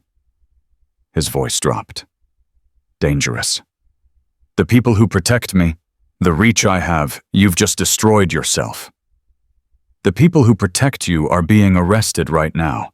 Fort Benning, Fort Campbell, Lewis McCord. All of them." Skylar stepped closer. "Your reach just got cut off at the knees." Drake's face went pale. The fight drained out of him. "That's impossible. The coordination required you couldn't have 14 simultaneous arrests, 8 bases. One moment." Skylar smiled without warmth. "You built a network of predators, Colonel. We just dismantled it." Drake slumped. 20 years of carefully constructed protection collapsing around him. "I want a lawyer." "You'll get one, and then you'll get a court-martial, and then you'll get a cell." Skylar turned to leave. Stopped at the door. "Your complaint file is impressive, by the way. 47 women across 29 years. That's going to make quite a headline." Drake's head snapped up. "Those were sealed, classified. How did you—" "Nothing's sealed anymore, Colonel. Welcome to accountability." She walked out without looking back. The reports came in over the next 2 hours. Fort Benning, Lieutenant Colonel Webb in custody. 12 boxes of evidence seized. Fort Campbell Major Cross in custody. Attempted to flee, apprehended at main gate. Lewis McCord. 2 subjects in custody. Both attempted to destroy computers. Forensics recovering data. Pentagon Colonel Drake in custody. Major Hadley in custody. Evidence seizure ongoing. 14 targets. 14 arrests. 0 escapes. General Reeves's voice came through the command channel at 2100 hours. All objectives secured. All subjects in custody. No casualties. A pause. "Well done, everyone. Well done." Skylar stood outside Drake's house, watching agents carry box after box of evidence to waiting vehicles. 29 years of systematic predation, documented and filed and hidden away. 29 years of victims silenced and dismissed and told their truth didn't matter. All of it coming into the light now. Thorne appeared beside her. Hell of a day. Hell of a 29 years. Patricia called. She wants you at the Pentagon tomorrow. Joint Chiefs are demanding a full briefing. The Joint Chiefs. When you arrest 14 officers across 8 bases for systematic sexual assault, it tends to attract attention. Thorne almost smiled. You've just created the biggest scandal in military history, Lieutenant. Hope you're ready for what comes next. Schuyler thought about Elena Vasquez, about Dana Weiss, about 47 women in Drake's file, and God knew how many more who never filed at all. What comes next is justice. Everything else is just noise. You sound like me, 30 years ago. Is that a compliment? It's a warning. Thorne turned to face her. This fight doesn't end with arrests. The court-martials will take months. The political fallout will take years. There will be people who want to bury this, minimize it, make it go away. They won't succeed. They'll try. They always try. He put a hand on her shoulder. But they've never faced someone like you. Someone who doesn't quit. Someone who doesn't negotiate. Someone who understands that real strength isn't about winning fights, it's about refusing to stop fighting until the war is won. Schuyler looked at the old soldier, 43 years of service etched into his face. You taught me that. No, I reminded you of something you already knew. He squeezed her shoulder. Your father would be proud, Schuyler. Damn proud. The words hit harder than expected. Her father's voice in her memory. Strength isn't about how hard you hit. It's about how much you can take and keep moving forward. She'd taken a lot in 26 years. Dismissal, doubt, assault, the constant pressure of proving she belonged. Tonight she'd kept moving forward. And 14 predators were learning what happened when prey refused to stay silent. At 2300 hours, Schuyler's phone rang. Unknown number. She answered anyway. Lieutenant Mercer. Female voice. Young. Scared. Who is this? My name is Sergeant Amanda Torres. I'm stationed at Fort Hood. I saw the news about the arrests. Schuyler's pulse quickened. How can I help you, Sergeant? I filed a complaint 3 years ago. Against my commanding officer. It was dismissed. Silence on the line. Then, I thought I was alone. I thought no one would believe me. But when I saw what you did, when I saw that someone finally... Her voice broke. Sergeant Torres. Amanda, you're not alone, and you were never wrong to report. There are others here. Women who experienced the same thing. We've talked about it in secret for years, but we were all too scared to come forward again. How many? 7. Maybe more. Schuyler closed her eyes. Another base. Another network. Another layer of institutional failure. I'm going to give you a number.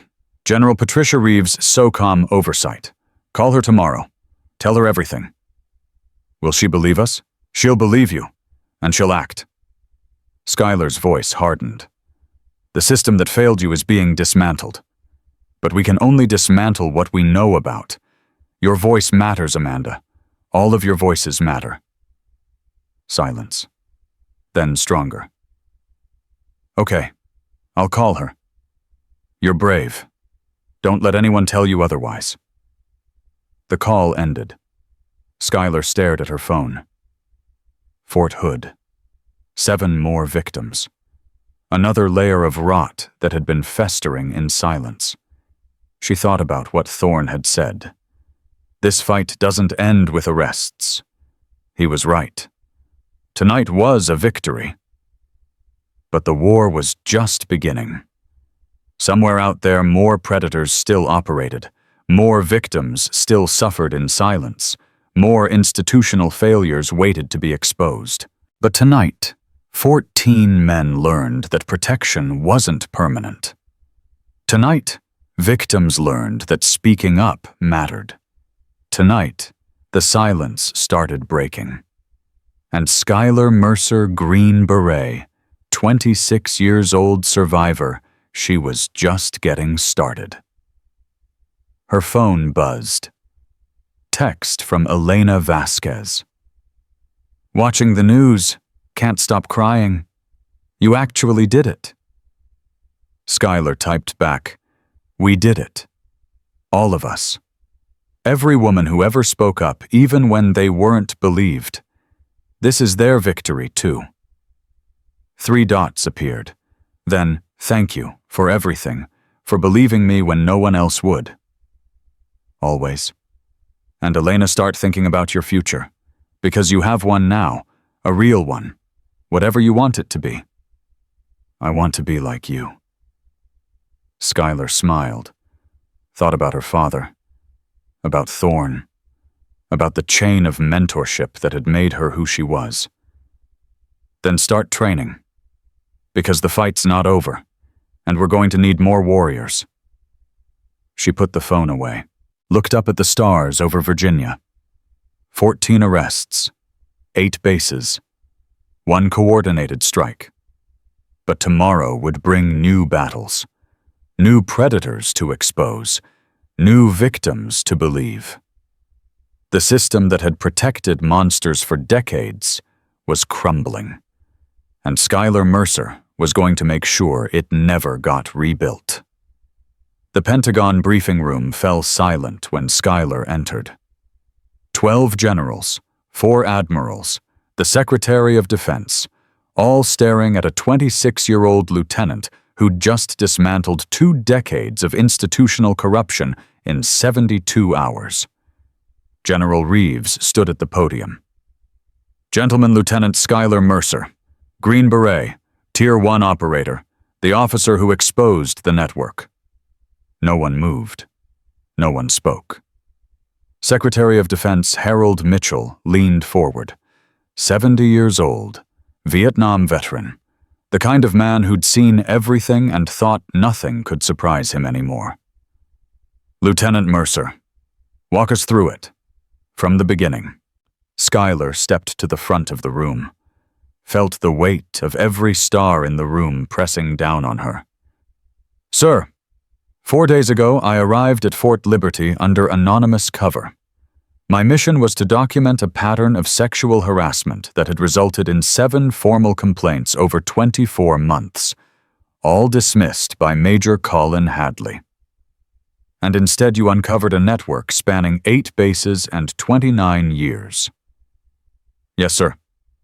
14 officers, 47 documented victims, probably hundreds more who never reported. Yes, sir. Mitchell sat back, his face unreadable. Do you understand the magnitude of what you've done, Lieutenant? I understand that 14 predators are in custody and can't hurt anyone else. I'm talking about the institution, the military, the public trust. Mitchell's voice hardened. This is going to be on every news channel by morning. Congressional hearings, media investigations, the biggest scandal in military history. Skylar met his eyes. Didn't flinch. Sir, with respect, the scandal already existed. I just made it visible. The room went cold. Admiral James Thornton spoke up. She's right, Harold. We can't blame the person who exposed the rot for the rot itself. I'm not assigning blame. I'm assessing damage. Mitchell turned back to Skylar. What do you recommend we do now, Lieutenant? Sir.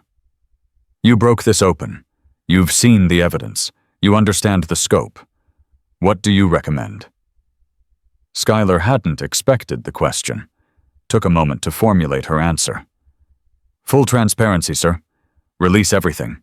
The complaints, the dismissals, the pattern of protection. Let the public see exactly what happened and exactly what we're doing to fix it. That will destroy careers, reputations, possibly the institution itself. The institution destroyed those women's careers first, their reputations, their lives.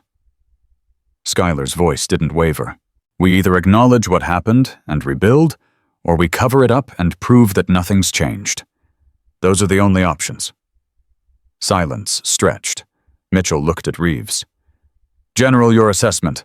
Lieutenant Mercer is correct, sir. Transparency is our only path forward.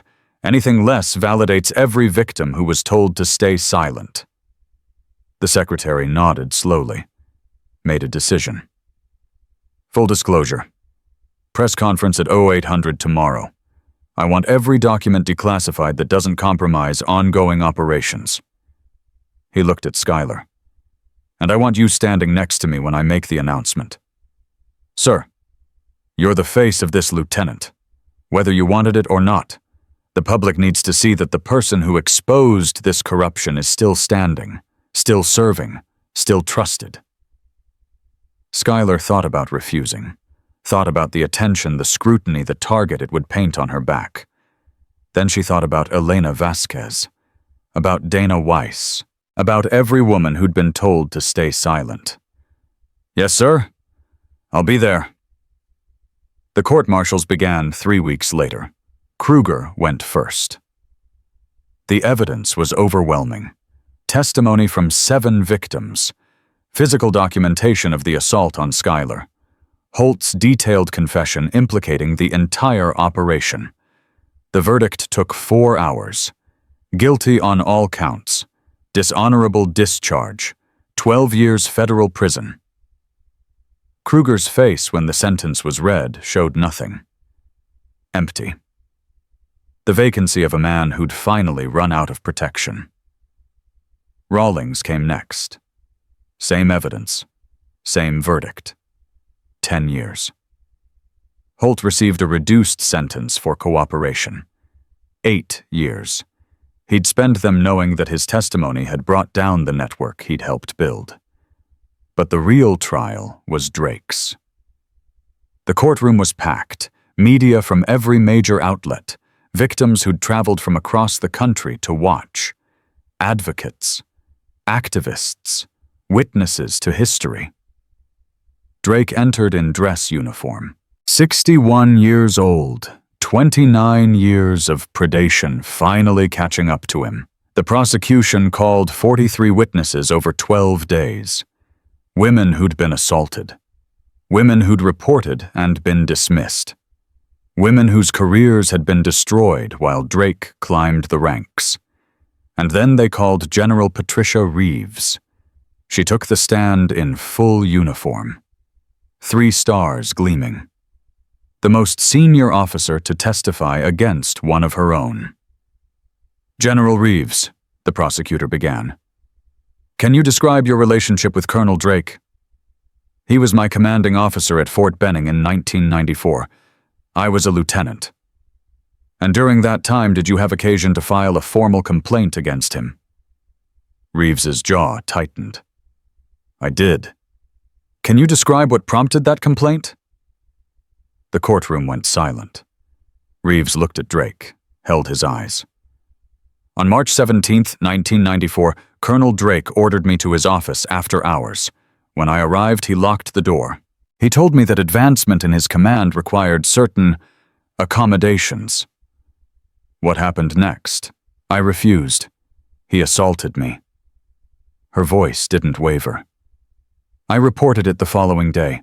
The complaint was dismissed within a week. I was transferred to a different unit. Drake was promoted 6 months later. And in the 29 years since, how many times have you encountered similar patterns in complaints involving Colonel Drake? 47 documented cases, all following the same pattern. Assault, report, dismissal, victim transferred or discharged, Drake promoted or protected. Why did it take 29 years to bring him to justice? Reeves was quiet for a moment. Because the system was designed to protect people like him. Because victims weren't believed. Because speaking up destroyed careers while staying silent preserved them. She looked at the gallery, at the women who'd come to watch. Because until someone was willing to risk everything to expose it, the machine just kept running. And that someone was Lieutenant Mercer. Lieutenant Mercer created the crack. But the pressure that broke the system came from every woman who ever filed a complaint, even knowing it would be dismissed. Every victim who kept documentation. Every survivor who refused to let their story die. Reeves's voice strengthened. This isn't one person's victory. It's the victory of everyone who was told to stay silent and spoke anyway. Drake's defense tried everything. Character witnesses who testified to his distinguished service. Arguments about entrapment. Claims that the investigation was politically motivated. None of it worked. The jury deliberated for 6 hours. Guilty. Every count. Every victim. Every assault. The sentence, dishonorable discharge, 30 years federal prison, forfeiture of all benefits and pension, lifetime registration as a sex offender. Drake stood motionless as the judge read the sentence. When it was finished, he turned to look at the gallery. His eyes found Skylar. "You think this changes anything?" His voice carried across the silent courtroom. "You think because you caught me, because you caught us, that it's over. There are more. There will always be more. The system creates us, protects us, needs us." 2 MPs moved to escort him out. "You've changed nothing," Drake shouted as they pulled him toward the door. "Nothing." The door closed behind him. The courtroom exhaled. Skylar sat in her seat, Drake's words echoing. There will always be more. He was right. One network dismantled didn't end the problem. One trial didn't change the culture. One victory didn't win the war. But it was a start. And starts mattered. Reeves found her outside the courtroom. "Don't let him get in your head. He's not wrong. This doesn't end it." "No, it doesn't." Reeves stood beside her. "But it proves it can be ended.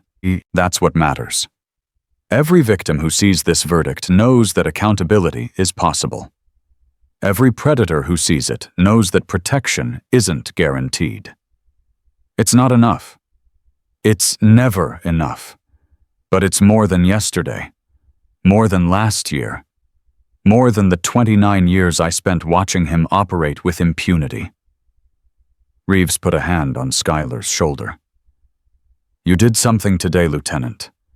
Something that will matter long after both of us are gone. Don't minimize that." "What happens now?" "Now we rebuild. New protocols, new oversight, new culture. The Secretary's already approved a comprehensive reform package. Anonymous reporting systems. External investigation of all harassment complaints. Mandatory training that actually addresses the problem instead of checking boxes. Will it work? Some of it, not all of it. Nothing works perfectly." Reeves smiled slightly. "But we'll keep pushing, keep fighting, keep making it harder for the next Drake to operate. And the victims, the ones who were discharged, transferred, had their careers destroyed. Full review of every case. Honorable discharge status restored where appropriate. Back pay. Benefits. Career rehabilitation for those who want to return to service." Reeves's voice softened. "We can't undo what was done to them, but we can acknowledge it, honor it, make sure their sacrifice meant something." Skylar nodded, felt something shift in her chest. Not satisfaction. Not victory. But maybe the beginning of closure. The call came 3 days later. Dana Weiss, the woman who'd been destroyed by Kruger and Hadley 16 months ago. The one who'd given Skylar the intelligence that made everything possible. "I watched the verdict." Dana's voice was different than before, stronger, clearer. "I never thought I'd see it. Never thought anyone would believe us. They believed you, Dana. Your documentation, your testimony. It was the foundation of everything. I didn't testify. I was too scared. I gave you information and then I hid. You survived. You documented. You were ready when someone finally asked the right questions. That's not hiding. That's endurance. Silence on the line. They offered me my career back. Full reinstatement. Back pay. Like nothing happened. Are you going to take it? I don't know. Dana's breath caught. Part of me wants to. Part of me wants to prove that they didn't break me. But another part remembers what it cost. Yeah, exactly. Skylar understood. The military had been her life too, her identity. Walking away would mean abandoning everything she'd worked for. Staying would mean facing the institution that had failed her every single day. Whatever you decide, Dana, it's the right choice. Because it's yours. No one else gets to tell you what healing looks like. What about you? What are you going to do now? Skylar looked out her window. Fort Liberty spreading before her, the base where everything had changed. I'm going to keep serving. Keep fighting. Keep making sure that what happened to you, to me, to all of us, that it means something. How do you keep going after everything you've seen? Because stopping means they win, and I don't lose. Skylar's voice hardened. Neither do you, Dana. Whatever you decide. You survived this. That's not nothing. That's everything. The phone call ended. Skylar set down the device. Her hands were shaking slightly. She hadn't noticed until now. The adrenaline of the past month finally fading. The weight of everything settling in. 14 arrests. 47 documented victims. 29 years of institutional failure. And one woman who'd walked into a corridor knowing what was coming and choosing to face it anyway. Was it worth it? The question haunted her. A knock at her door. Thorne entered without waiting for an answer. 64 years old. 43 years of service. The man who'd seen her potential and shaped it into something dangerous. You look like hell. Thank you, sir. Very encouraging. I'm not here to encourage you. I'm here to tell you something. He sat down across from her. 27 years ago, I recommended Colin Hadley's discharge. Command overruled me. Political connections. Family legacy. The usual garbage. I know. You told me. What I didn't tell you is that I almost quit. Turned in my resignation. Walked away from everything. He met her eyes. Patricia Reeves talked me out of it. Skylar blinked. General Reeves. She was a captain then, just starting to build her career after what Drake did to her. She found me in my office ready to give up, and she said something I've never forgotten. What? She said, "The bastards want you to quit. That's how they win. They make you so disgusted with the system that you leave, and then they have one less obstacle." Thorne leaned forward. She was right. If I'd quit that day, I wouldn't have been here to build this investigation. Wouldn't have called you. Wouldn't have given you the mission that brought this whole thing down. You're saying I should stay. I'm saying the fight isn't over. Drake was right about one thing: there are more out there. More predators. More corrupt officers. More institutional failures waiting to be exposed. His voice hardened. The question is whether you're going to be part of the solution, or whether you're going to let the bastards win by walking away. Skylar thought about Elena Vasquez, the young soldier who'd asked what came next, who'd said she wanted to be like Skylar. Thought about Amanda Torres at Fort Hood. The 7 victims waiting to tell their stories. Thought about every woman who'd ever been told to stay silent and spoken anyway. I'm not walking away. I know. Thorne smiled. That's why I trained you, because I knew you'd never quit. no matter how hard it got. Is it going to get harder? Much harder. The trials are just the beginning. The real fight is changing the culture. That takes years, decades, generations. He stood. But you don't have to do it alone. Reeves is committed. I'm committed. And there are others out there, women and men, who've been waiting for this moment, waiting for proof that change is possible. What do you need me to do? Right now, rest, recover, process everything that's happened. Thorne walked to the door. Then when you're ready, we start building the next phase. Training programs, oversight systems, a network of our own, not predators protecting predators, but warriors protecting warriors. When do we start? Whenever you're ready, Lieutenant. The fight will be there waiting. He left. Schuyler sat alone. The sun was setting over Fort Liberty, painting everything in shades of gold and red. She thought about her father. The last thing he'd said before Afghanistan strength isn't about how hard you hit. It's about how much you can take and keep moving forward. She'd taken a lot in 26 years.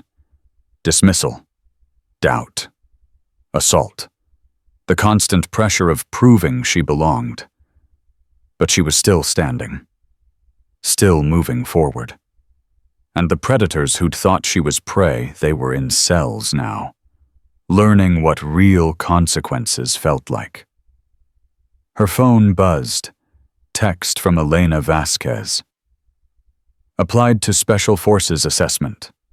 They accepted. Training starts in 3 months.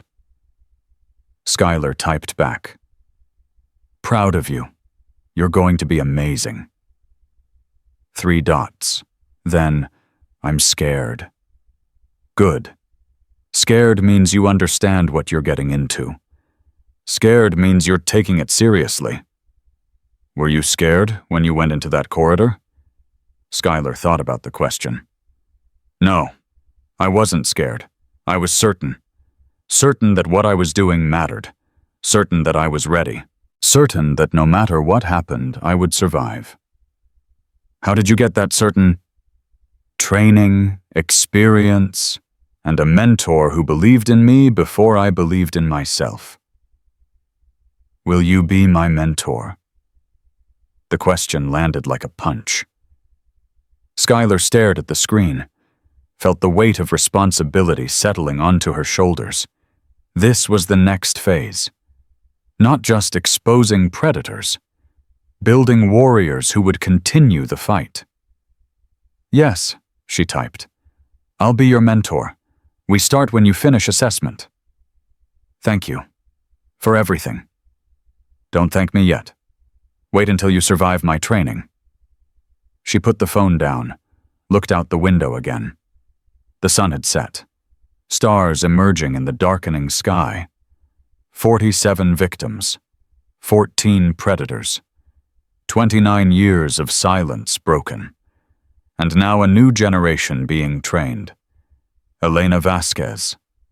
Amanda Torres's 7. Others who would come forward now that they knew speaking up mattered. The fight wasn't over, but for the first time in a long time, Schuyler felt something she hadn't felt since she was 19 and filed that first complaint. Hope. Real hope.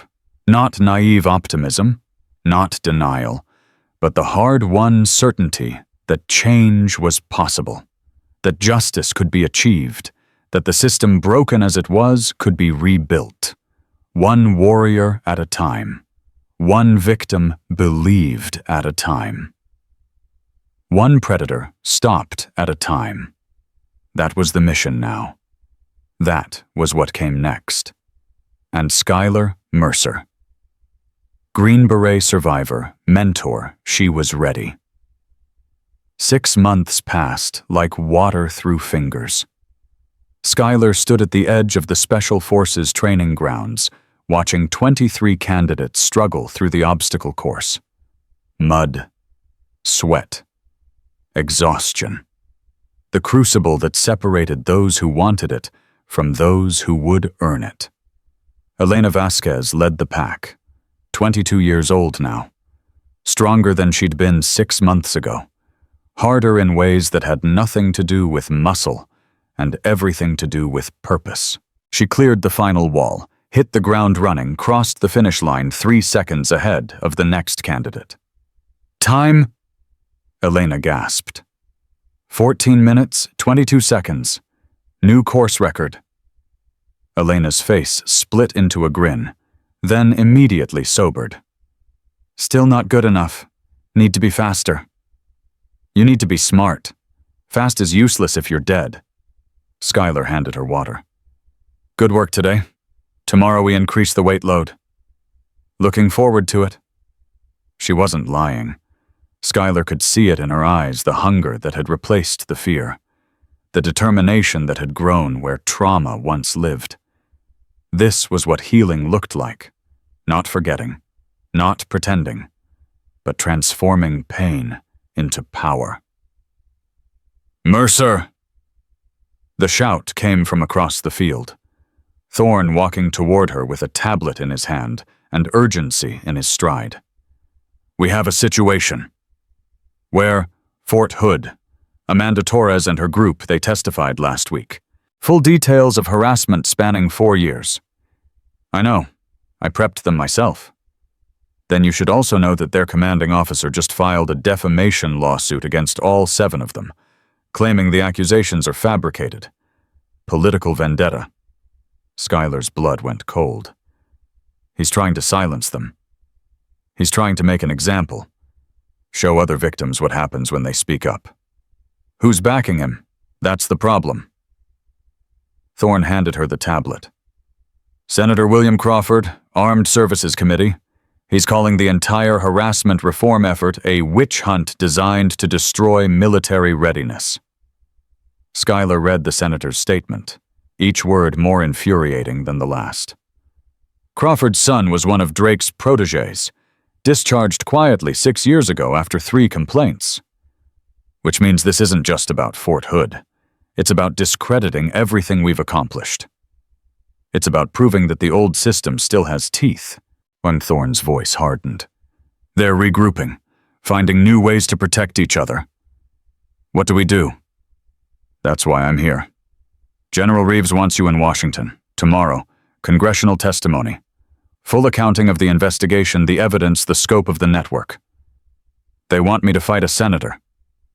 They want you to tell the truth. Let the public decide who's lying. Skylar looked at Elena, still catching her breath from the obstacle course, at the other candidates pushing through their own limits, at everything they were building here. If I go to Washington, who trains the candidates? I do. Thorne almost smiled. I'm old Mercer, not dead. I can run a training program for a few weeks while you save the reform effort from political assassination. You haven't run a training program in 15 years. Then these candidates are about to learn what real old school looks like. His expression sobered. This matters, Skylar. If Crawford succeeds in framing this as a witch hunt, every victim who came forward will be targeted. Every reform we've implemented will be rolled back. Everything we sacrificed will mean nothing. She looked at the tablet again. Crawford's smug face in the press photo. The arrogance of a man who believed his power was untouchable. She'd seen that arrogance before. In Kruger's eyes, when he raised the knife. In Drake's sneer during the trial. It always looked the same. And it always shattered the same way. Book my flight. Washington was a different battlefield. No mud, no obstacles, no clear enemy to engage. Just marble hallways, whispered conversations, and men in suits who smiled while they planned destruction. Skylar arrived at the Capitol building at 0800. General Reeves met her at the entrance. You ready for this? I've faced worse. Have you? Reeves fell into step beside her. Combat is simple. Kill or be killed. Politics is different. They'll twist your words. Take things out of context. Try to make you look unstable, vindictive, agenda-driven. Sounds like what they did to every victim who ever filed a complaint. Exactly. And now they're doing it on a national stage. Reeves stopped walking. Crawford has allies on the committee. They're going to come at you hard. Question your methods, your motives, your psychological fitness. Let them. Schuyler. Ma'am, with respect, I didn't survive everything I've survived by backing down from bullies. Crawford thinks he can intimidate me because he's a senator. I've faced men who wanted to kill me. He's just a man who wants to embarrass me. She met Reeves's eyes. I've handled worse. Much worse. Reeves studied her for a long moment, then nodded. Give them hell, Lieutenant. The hearing room was packed. Media, advocates, political operatives, survivors who'd traveled from across the country to watch. Senator Crawford sat at the center of the committee, silver-haired and self-satisfied. The patriarch of a political dynasty built on military connections and favors owed. Lieutenant Mercer. His voice carried false warmth. Thank you for joining us today. Thank you for the opportunity to testify, Senator. Let's start with some basic questions. You're a Special Forces operator, Green Beret, highly trained in combat and intelligence operations. Yes, sir.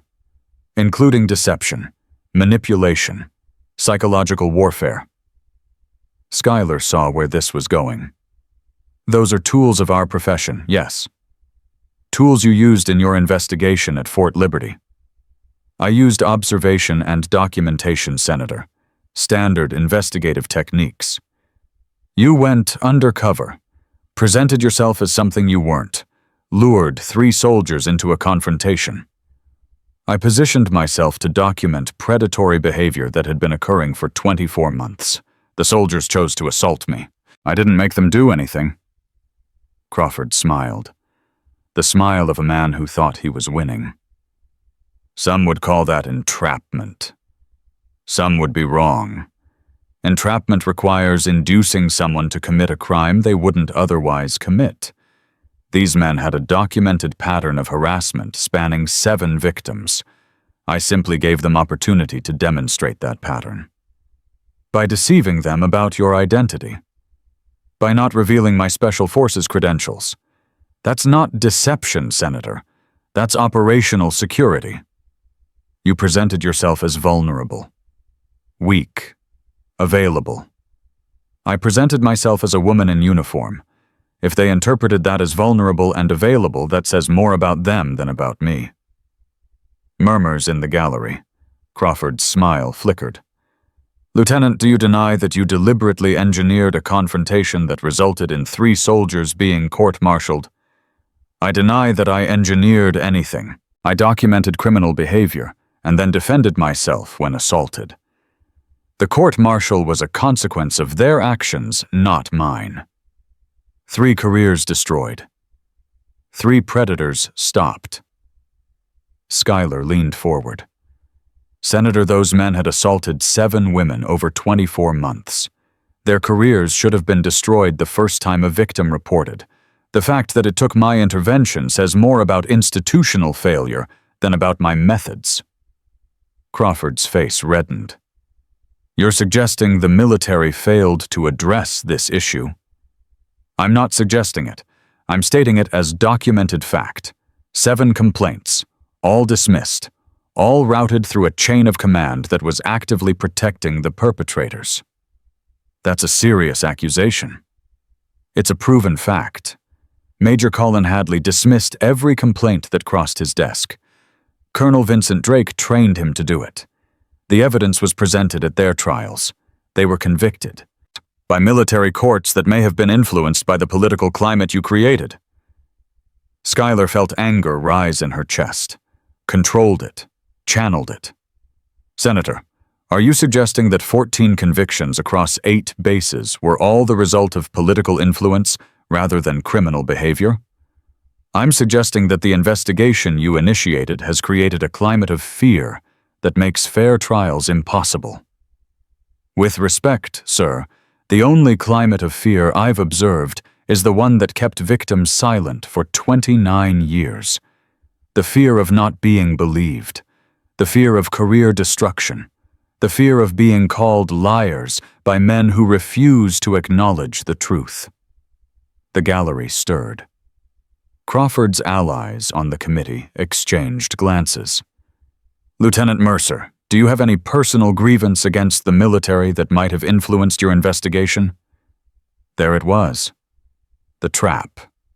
Schuyler had known it was coming, had prepared for it. Yes, Senator, I do. Silence in the room. When I was 19 years old, I was assaulted by a senior non-commissioned officer at Fort Benning. I reported it. I was told I'd misunderstood his intent. I was told I was too sensitive for military service. I was told to consider a different career. And you stayed anyway.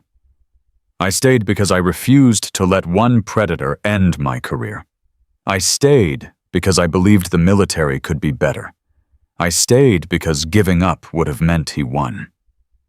Some might say that experience makes you biased, that you see harassment where none exists because of your own history. Schuyler felt the room waiting, felt the weight of every survivor watching. Senator, my experience makes me qualified. I understand what victims face because I've faced it.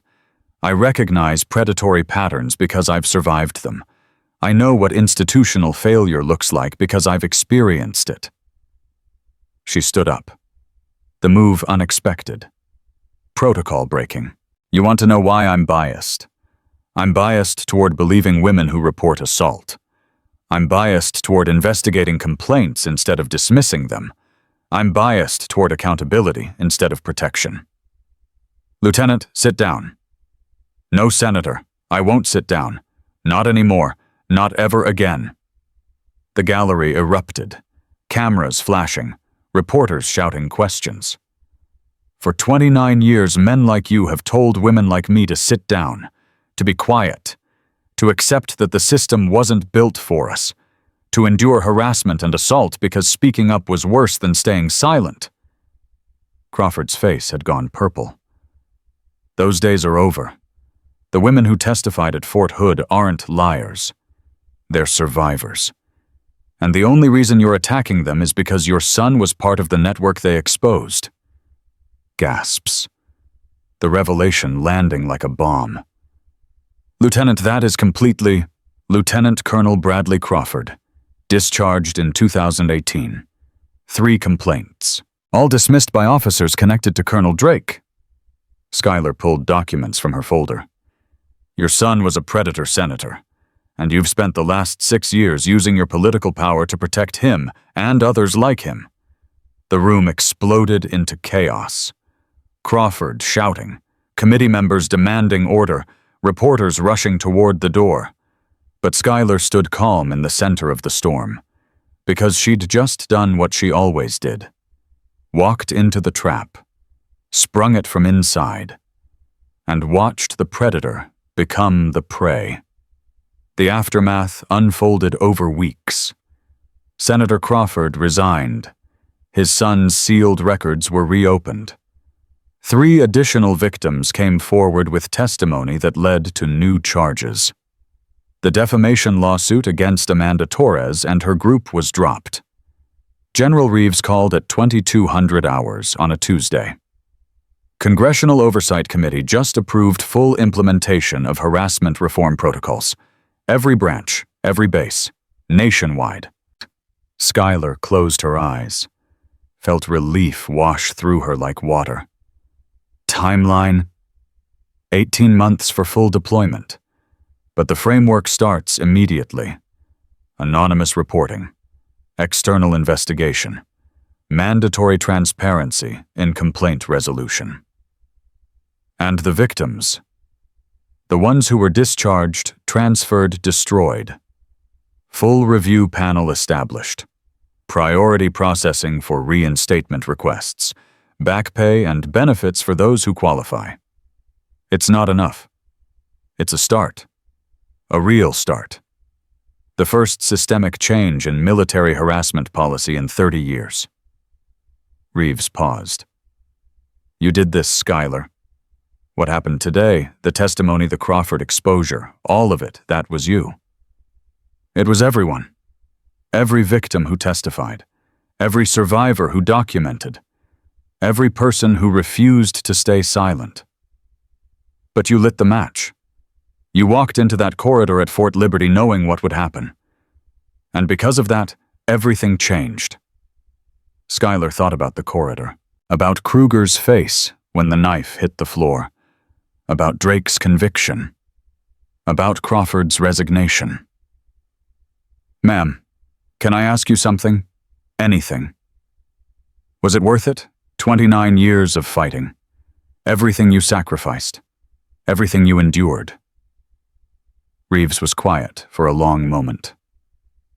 Yesterday, I received a letter from a lieutenant at Fort Bragg, 19 years old. She'd been assaulted by her squad leader. She reported it. The investigation took 3 weeks. He was removed from duty pending court-martial. She's still serving. She was believed. She was believed. Because of what we built. Because of what you started. Reeves's voice thickened. That's worth everything, Schuyler. Every sacrifice. Every battle. Every year of fighting a system that didn't want to change. That one letter made it all worth it. The ceremony happened 3 months later. Colonel Marcus Thorne's retirement. 43 years of service ending with full honors. Schuyler sat in the front row. Elena Vasquez beside her newly minted Special Forces candidate, 6 weeks from earning her own Green Beret. Admiral Grayson presided. General Reeves attended. Soldiers from every era of Thorne's career filled the auditorium. The speeches were standard, distinguished service, dedication, sacrifice. But when Thorne took the podium, he went off script. 43 years ago, I joined the Army because I believed in something. In honor. In duty. In protecting those who couldn't protect themselves. He paused, found Schuyler's eyes in the audience. Somewhere along the way, I learned that the enemy isn't always foreign.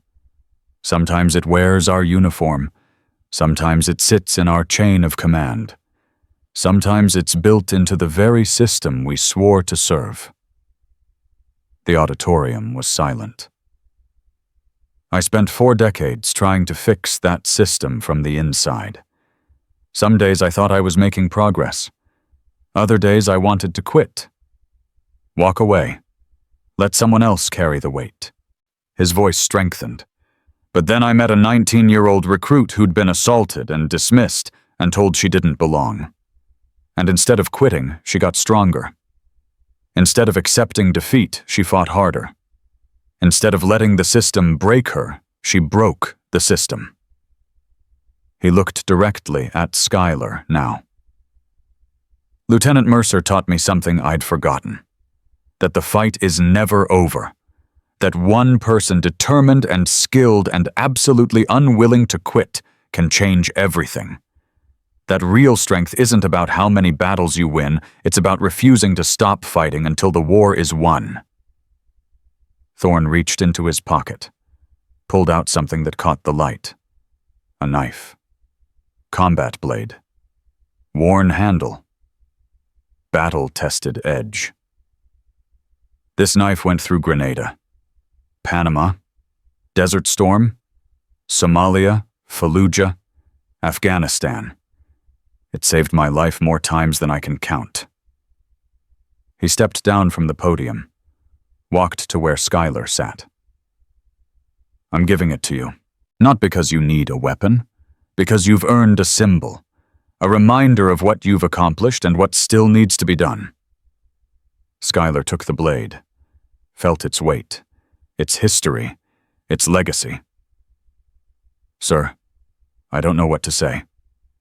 Say you'll keep fighting. Say you'll train others to fight. Say that when I'm gone, the mission continues.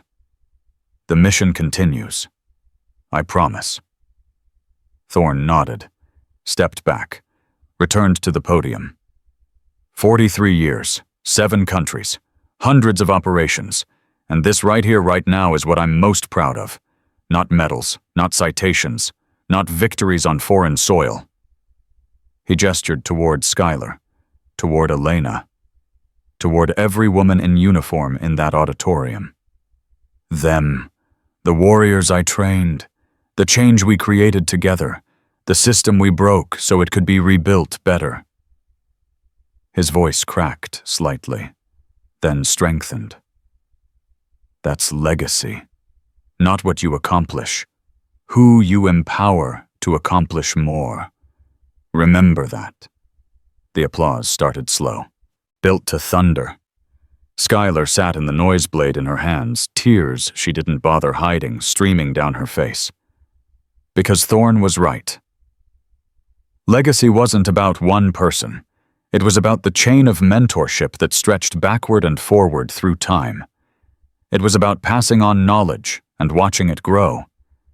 It was about Elena Vasquez 6 weeks from becoming a Green Beret, about Amanda Torres and her 7 now fully reinstated back in uniform, about Dana Weiss, who'd decided to return to service after all, about every woman who'd ever been told to stay silent and spoken anyway.